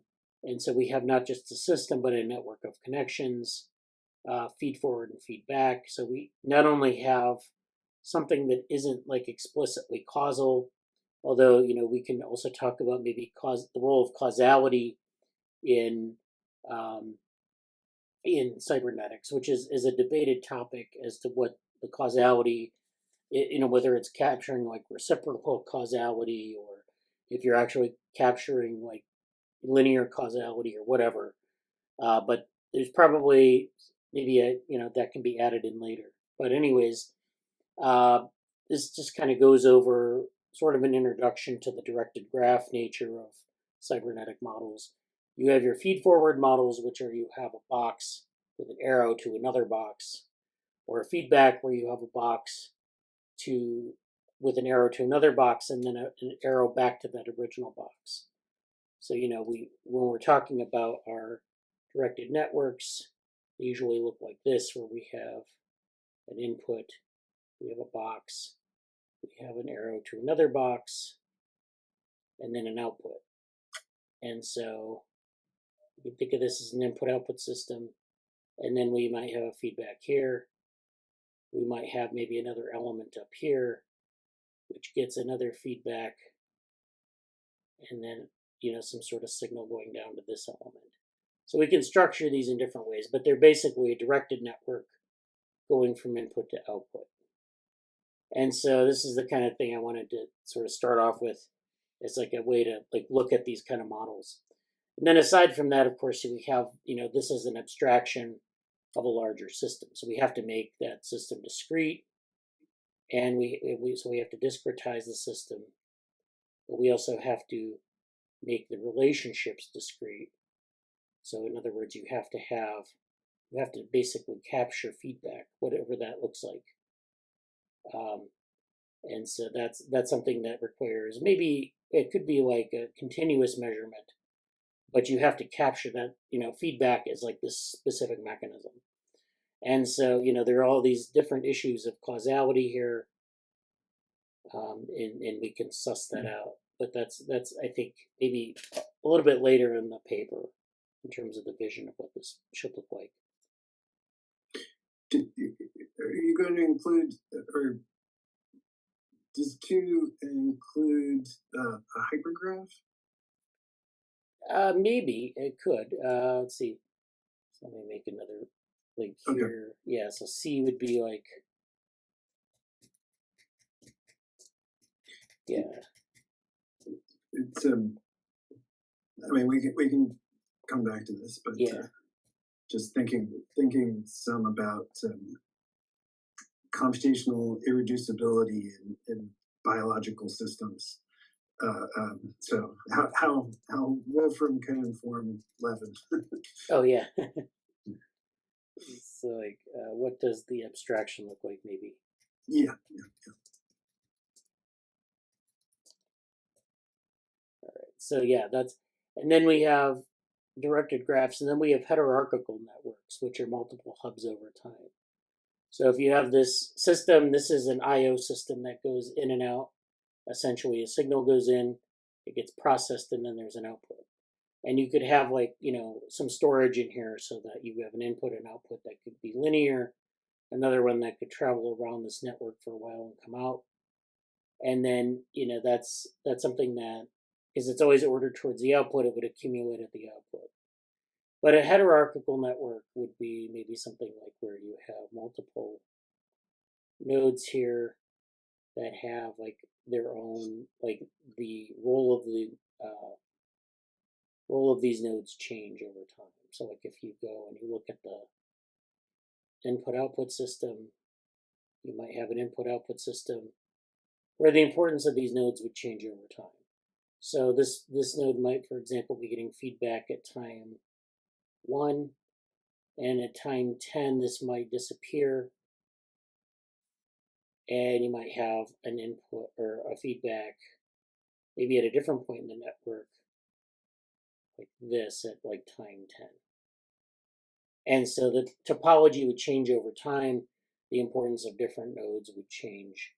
And so hierarchical just means like this node has a control over this node has control over this node.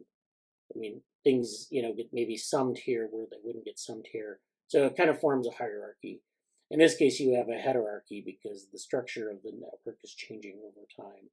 And so the importance of different nodes change as you go along. So this is something, it's kind of one of these things, again, a very technical point, but it's something that, kind of laying out these network features. Then there are the complexity features. So there's structural complexity, which is where we have open loop systems, semi-loop systems, and closed loop systems. We talked about those in previous meetings. Basically, what does the feedback loop look like? And so, sometimes it's a tightly closed loop. Sometimes it's an open loop. And sometimes it's a semi-loop. In other words, like the strength of the feedback is different over time, but also in the diagram. So, right now we're just kind of doing these boxes and arrows diagrams, but if you're putting data through here, putting information through here, then it becomes, you can actually do some really interesting things with like open loops and closed loops and these semi-loops.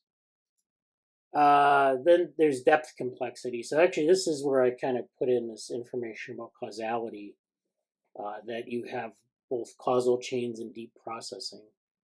So, here we just have these two nodes between input and output with maybe this feedback mechanism or this feedback unit up here, which is kind of still goes back to the output. You can have very deep networks. So, we know from deep learning that if you add depth to a network, it gives it a lot more information processing power. So if you have like an input and an output in a typical cybernetic model, you're kind of going maybe 5 units deep instead of 2. You have a lot more opportunities for both sort of second and third order feedback. So you can do this. And also you have this sort of these transformation steps. So you can add things in, you can couple things into this. So, the question of this depth of the cybernetic model is important. But also we have this these causal chains. So, we think about like inputs transforming to outputs. This network actually transforms things. So we put in a set of values at the input. They go to the output. If we had 1 unit, the input might be equivalent to the output. So if we had 1 unit like this, it might be equivalent to the output. Or we could say I equals 0. If we have 2 units, we might have. So if we have 2 units, we might have an opportunity maybe for a feedback like this. And a very simple feedback. So we have the input could be equal to the output. If we have 2 units, it would just get passed over here. But we might also have something where the input is greater than, or the output is greater than the input.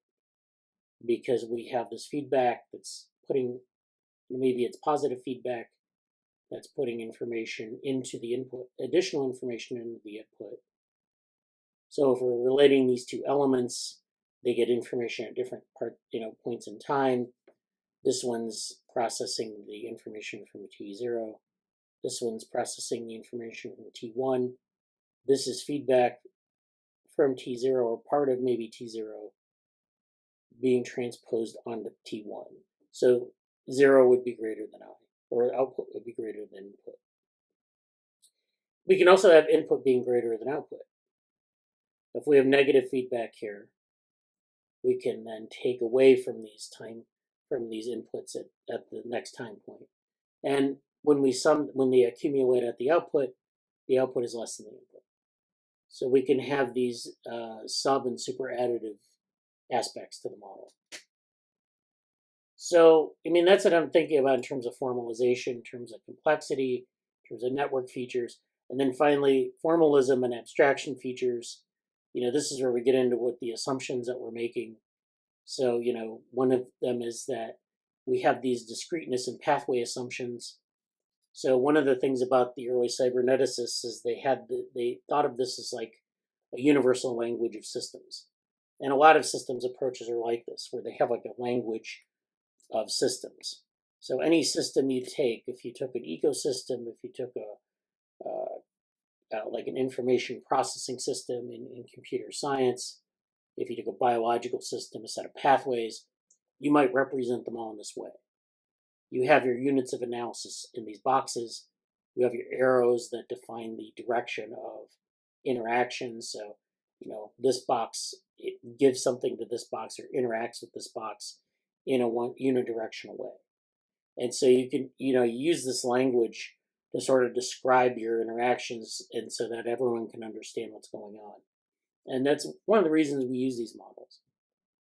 But I think it's also beneficial to think about it in terms of not only that language, so this is a language, this is a visual language, but also the assumptions we use in these units that we're building.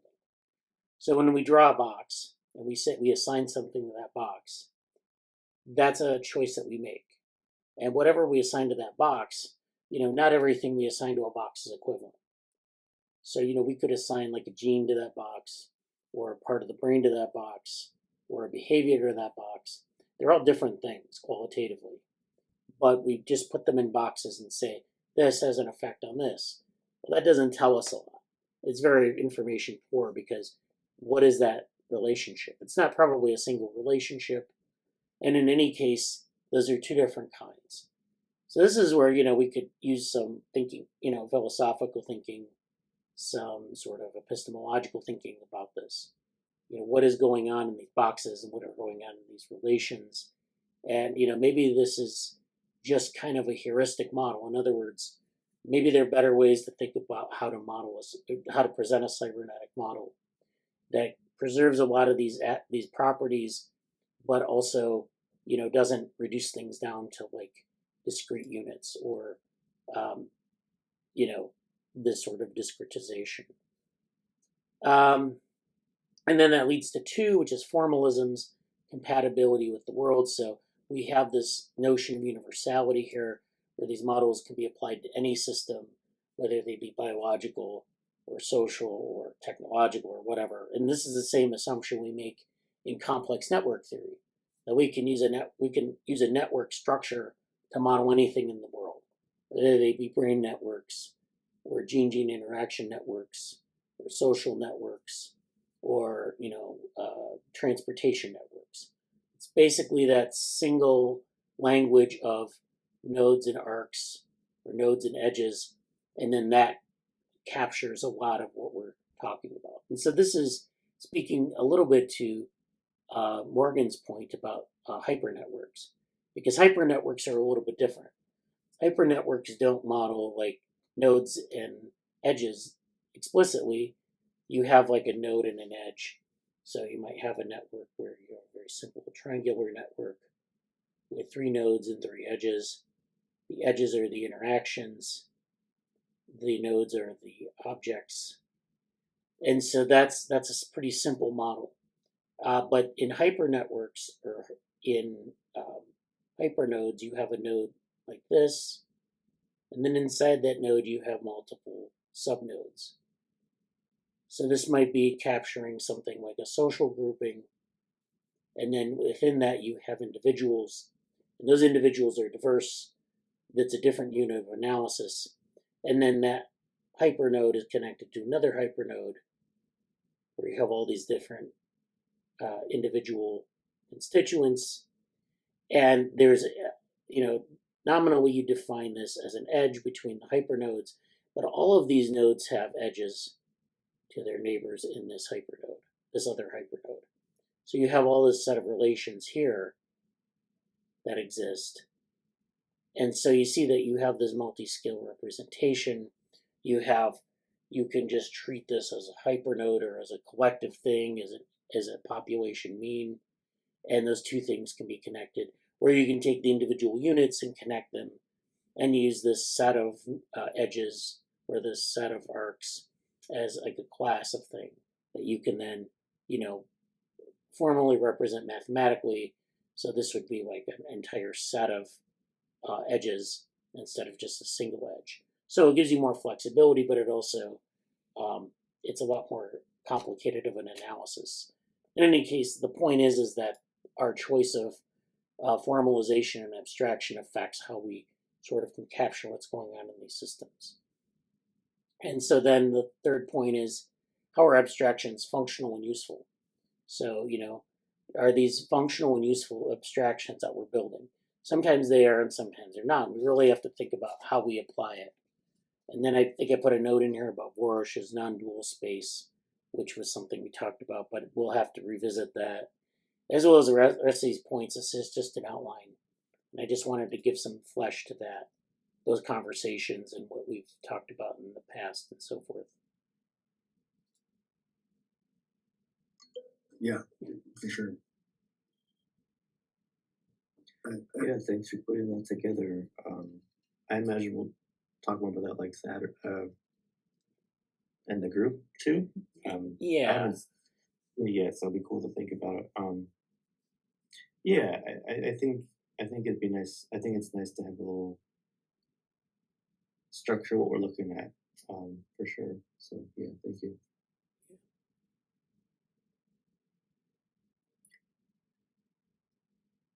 Yeah, for sure.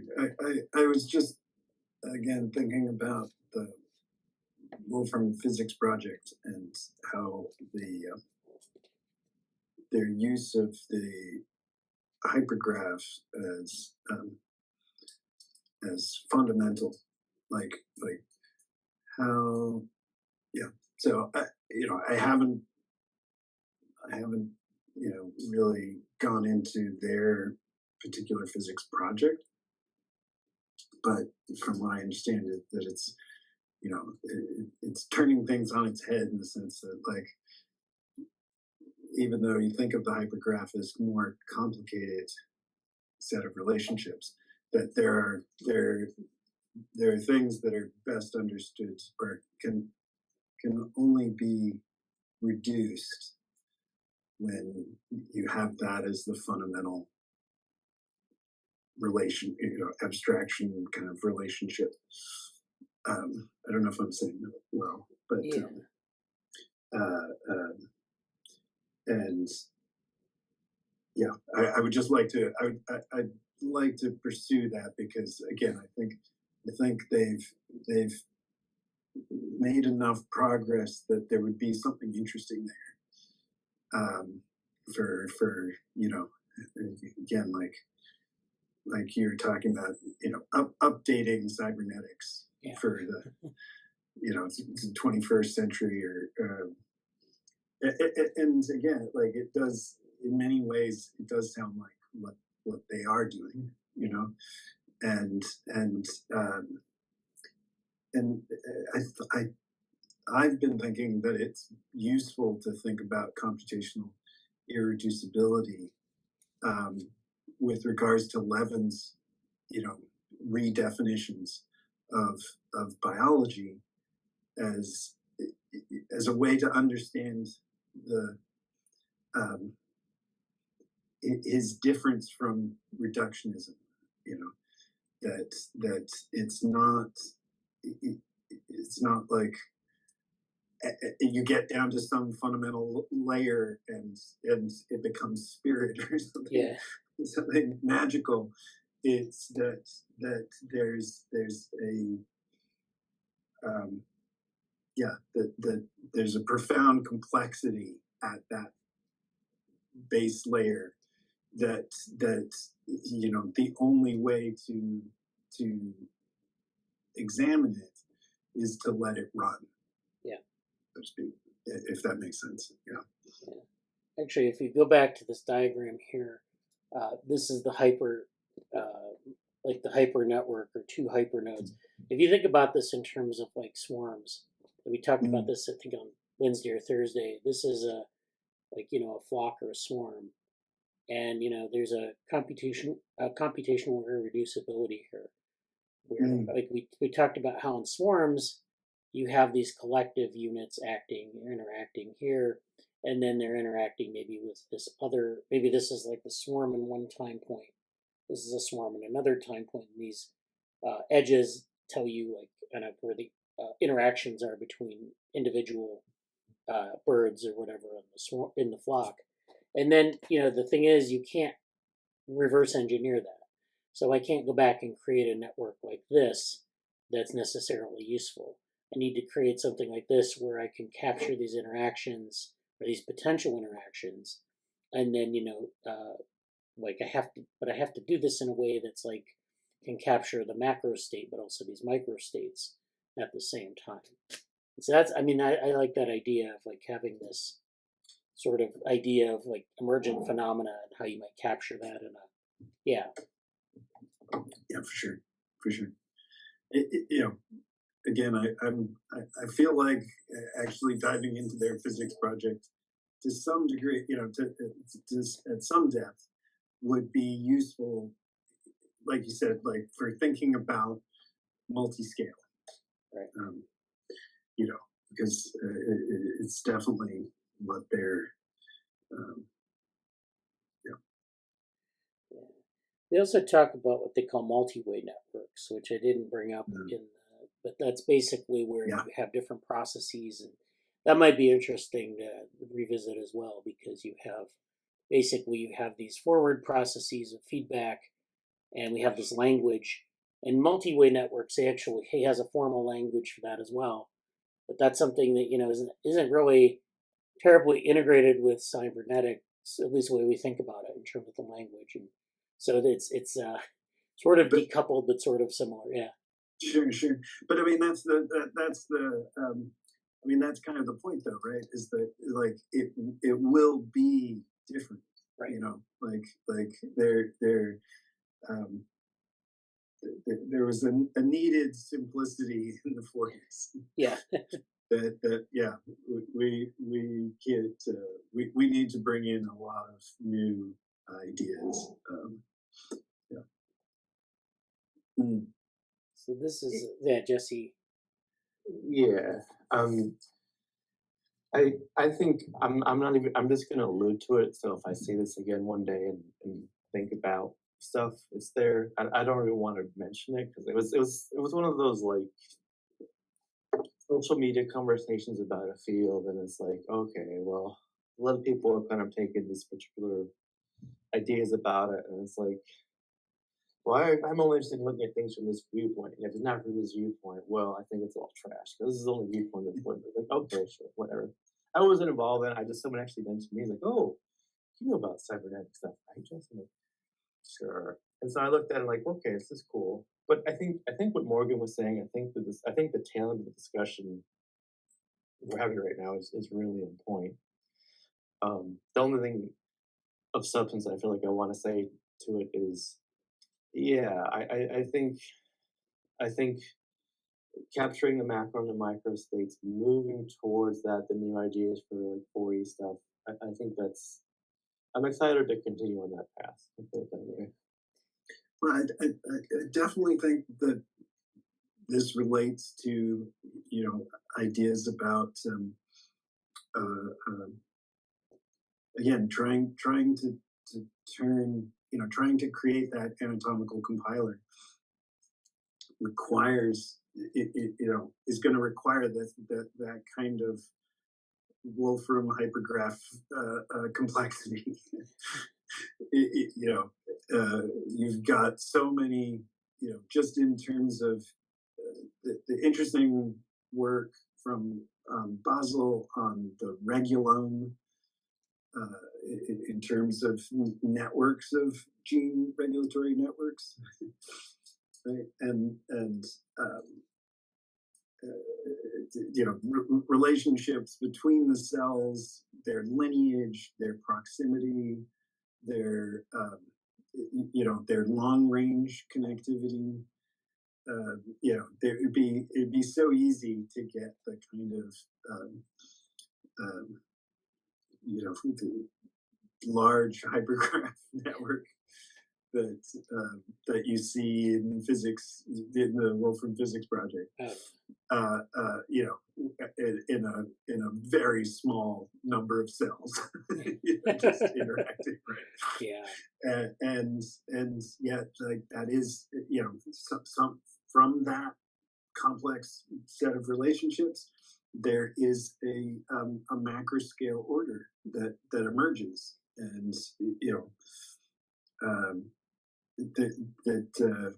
so I love trying to bring these ideas about second order cybernetics to biology.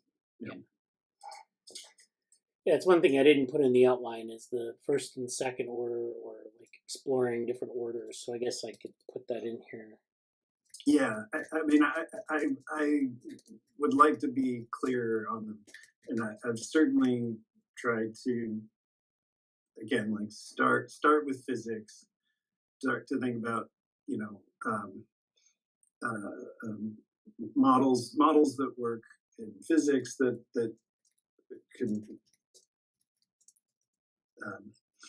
can be understood better that way before we try and bring it to biology. Yeah.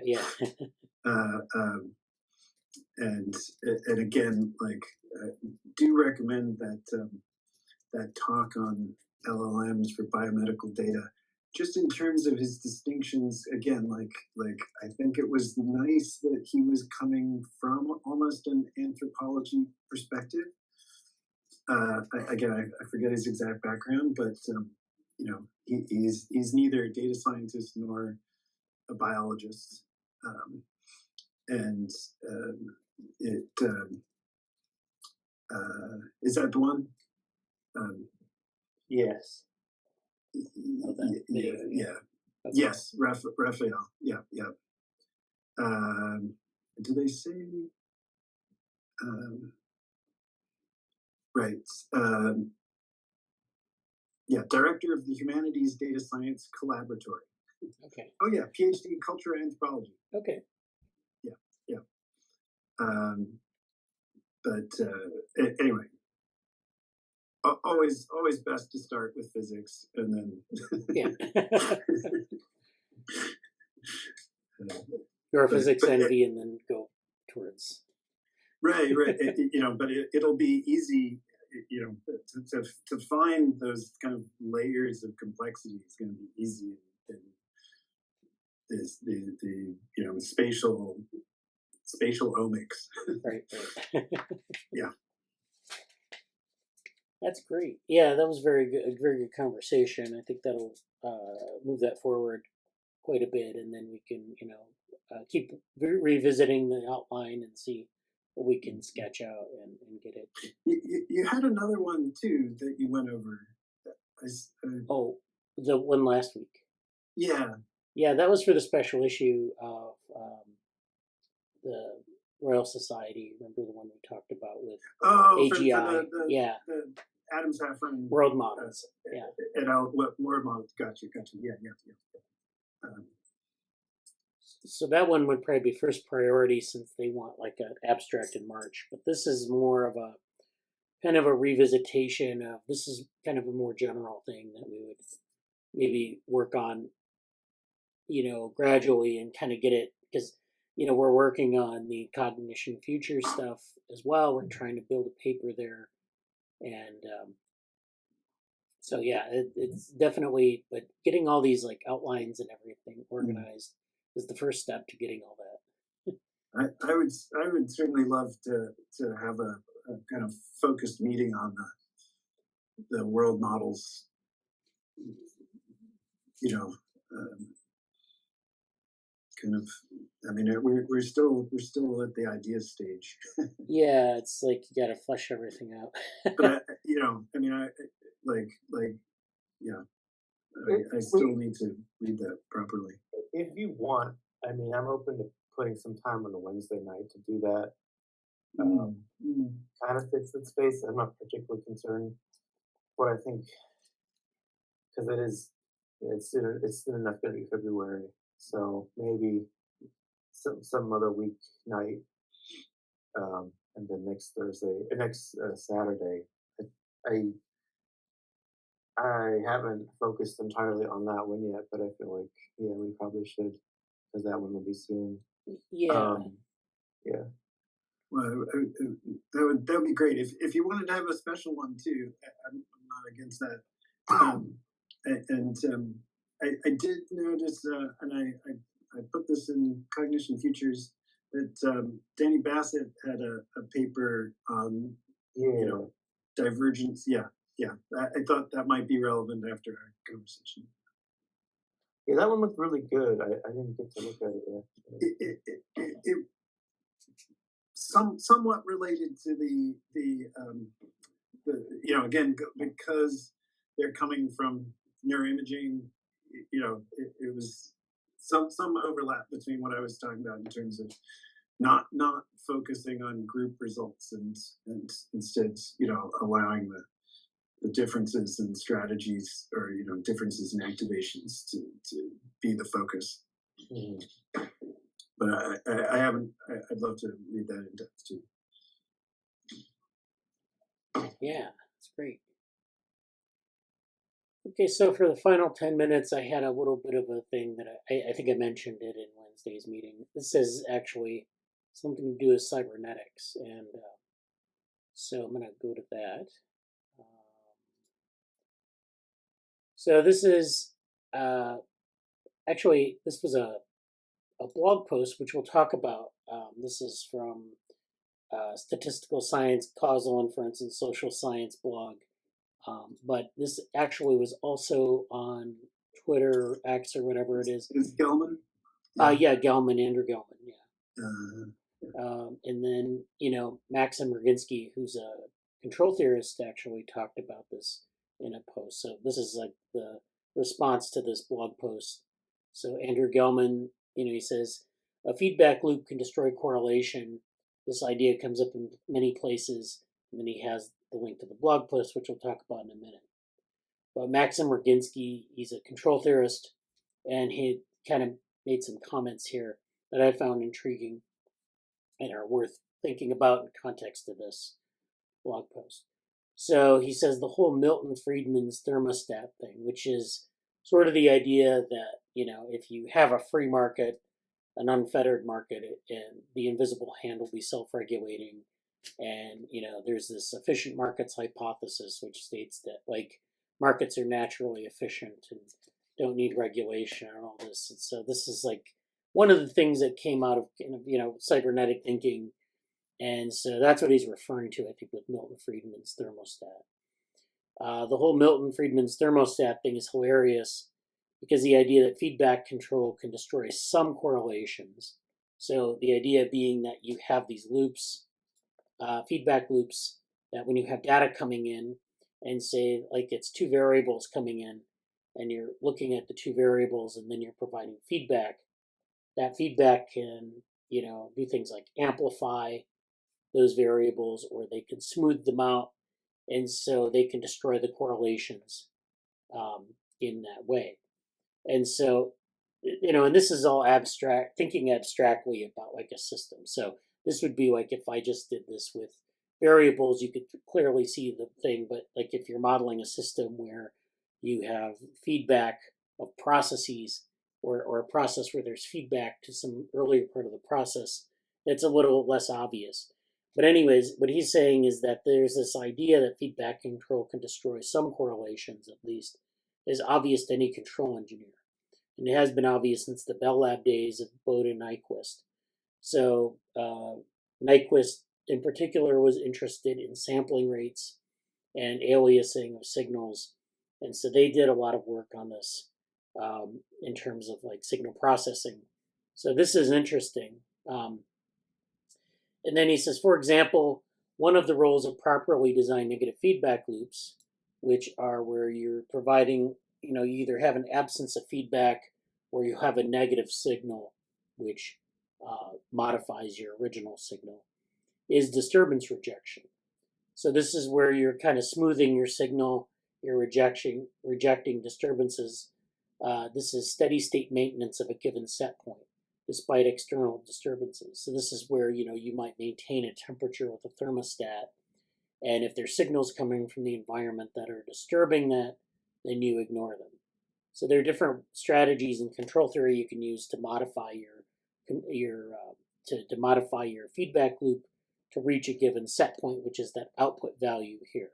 So if you think about the input as information from the environment, and the output is this maybe desirable set point. The mechanism within these feedback loops and feed forward processes basically works to bring you to this set point. But in the process, it destroys the information that's maybe inherent in the input. So the input might be noisy, it might contain a lot of information. The policy you pursue within the set of feed forward and feedback components here kind of determines what the output will be. Sometimes you destroy information, sometimes you just filter noise. So he's talking about this.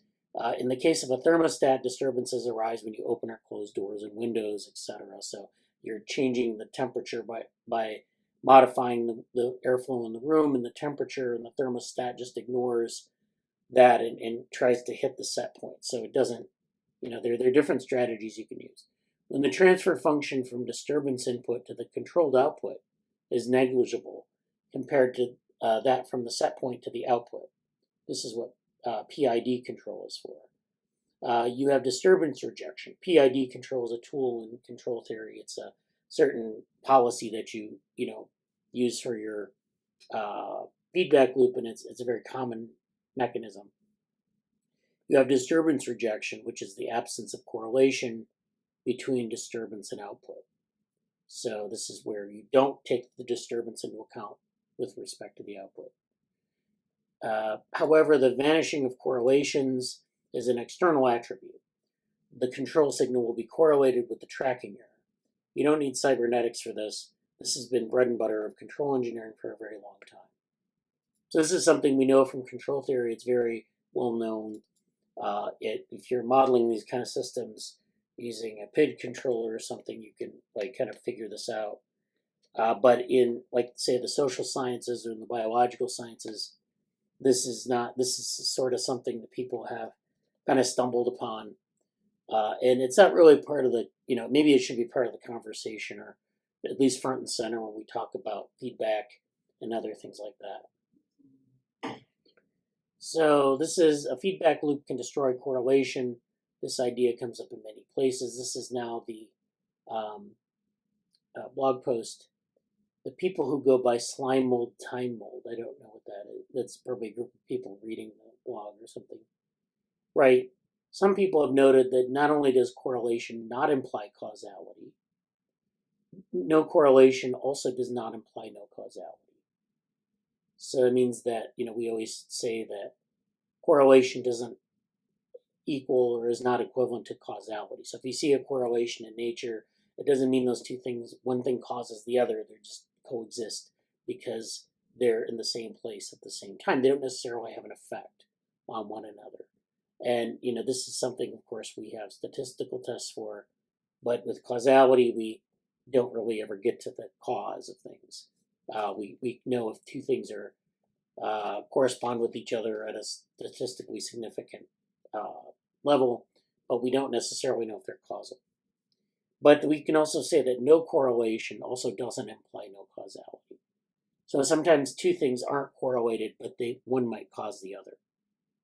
And so that's an interesting approach too, or an interesting statement. Two variables can be causally linked without having an observable correlation. Two examples of people noting this previously are Nick Rowe, offering the example of Milton Friedman's thermostat, which we just talked about, and Scott Cunningham's Do Not Confuse Correlation with Causality chapter in Causal Inference, the Mixtape, which is kind of an interesting name for a book. I don't know. We realize that this should be true for any control system or negative feedback loop. As long as the control of the variable is sufficiently effective, that variable won't be correlated with the variables causally prior to it. We wrote a short blog post exploring this idea if you want to take a closer look. So this is where they talk about this aspect of observing or having a causal relationship without seeing correlations. It appears to us that in any sufficiently effective control system, causally linked variables won't be correlated. This puts some limitations on using correlational techniques to studying anything that involves control systems like the economy or the human body. So this is, kind of the point I was making earlier about the universality of, control, or of these cybernetic models where you're assuming that they apply to everything. And the same holds true for network models. Not everything is a network. Different types of networks, maybe they can't be modeled in the same way. Obviously we gave examples of that.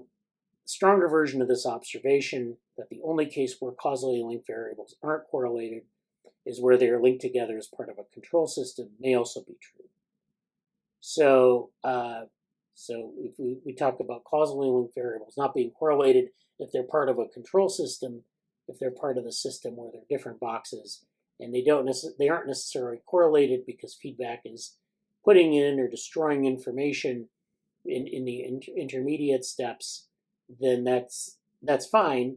These two variables, this technically maybe causes this, but they're not necessarily correlated, because that correlation is destroyed through feedback at this second order or this third order loop and the second order loop. So it's an interesting point when you have a systems representation that it can destroy those kind of linear relationships, or what we typically think of as linear relationships. One question for you is, has anyone else made this observation? This is where we get into the Maxim-Rogensky conversation. Is it recognized within statistics? So this is, of course, something in statistics that's very sparsely cited and talked about. If not, it is worth trying to give this some kind of formal treatment or taking other steps to bring this to people's attention. And if so, what would these steps look like? My response, yes, this has come up before. That's a subtle point, as can be seen in some of the confused comments of this post, and I didn't bring that one up. But in that example, the person who brought up the feedback destroys correlation example was economist Rachel Meager, and it was a psychologist, a law professor, and some dude who describes himself as a professor, writer, and keynote speaker, specializing in the quality of strategic thinking and the design of decision processes. It's a long title. Who missed the point? So it's interesting that you brought up an example of feedback from the economics literature. Also, as I like to say, correlation does not even imply correlation, which, that's an interesting thing to say. These are all links, so if you go to this blog post, you can look up these other posts and other comments. The point you were trying to make about feedback is related to the idea that at equilibrium in an idealized setting, price elasticity of demand should be -1, because if it's higher or lower than that, it would make sense to alter the price accordingly and slide up or down that curve to maximize total dollars or a return. I'm not up on all the literature. It's the kind of thing people were writing about a lot back in the 1950s related to cybernetics. It's also related to the idea that clinical trials exist on a phase transition where the new treatment exists but has not yet been determined to be better or worse than the old. This is sometimes referred to as equipoise, which I consider to be a very sloppy concept. So this is the other thing is everyone knows that how correlations can be changed by selection of the sample, and then knowing about one mechanism for correlations to be distorted can perhaps make people less attuned to other mechanisms such as the feedback thing. So yeah, a lot of things going on here. So this is just kind of a set of thoughts. These are actually the comments, and they kind of, I'm not going to go through the comments too much, but there's some interesting comments there. Yeah, so that's an interesting conversation, let's just say. Yeah, Gelman's has always been interesting to follow.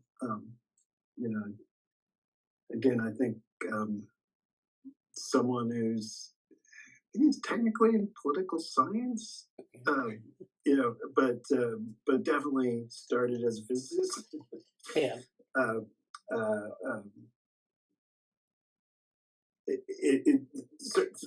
First thing that it made me think about was the need to go over, like all of the Brunton work too, but the Patrick Kidger, if I'm getting that right, the guy who works with Terry Lyons on control of differential equations, and it is super interesting when he brings up economics, because of course you talk about who's been hiring up all the physicists.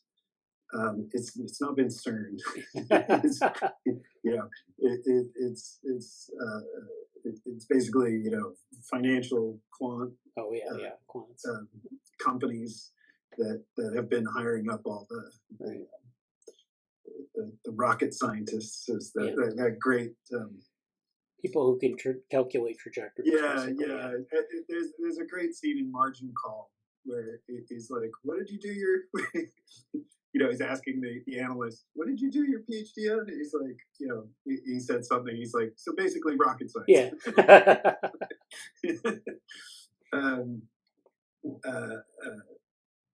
So certainly, as it, what's unclear to me is what is, I always think of cybernetics as control theory. Right. And so when somebody knowledgeable says that there's a distinction, I'm curious of what that is. Right. Yeah. And yeah, but I think it would be really worthwhile to go through. I haven't checked that blog in a bit, so I'll see. Sorry, my dog is trying to get in. Yeah. Yeah, that's great. So that's a great conversation. We should try to, follow through on, and it definitely has implications for our outline and everything. So great stuff. But yeah. Definitely worth getting into, and so there's delay differential equations, and then control differential equations, CDEs, Right. as well as DDEs, and the DDE. Well, I think again, like I'd love to stick as close to computational models as possible, but help distinguish these these cases and these definitions. All right. Yeah. So that's great. Well, I think that's it for today. Thanks for attending, and you'll see you next week. Thank you. Take care. All right. Take care. Bye.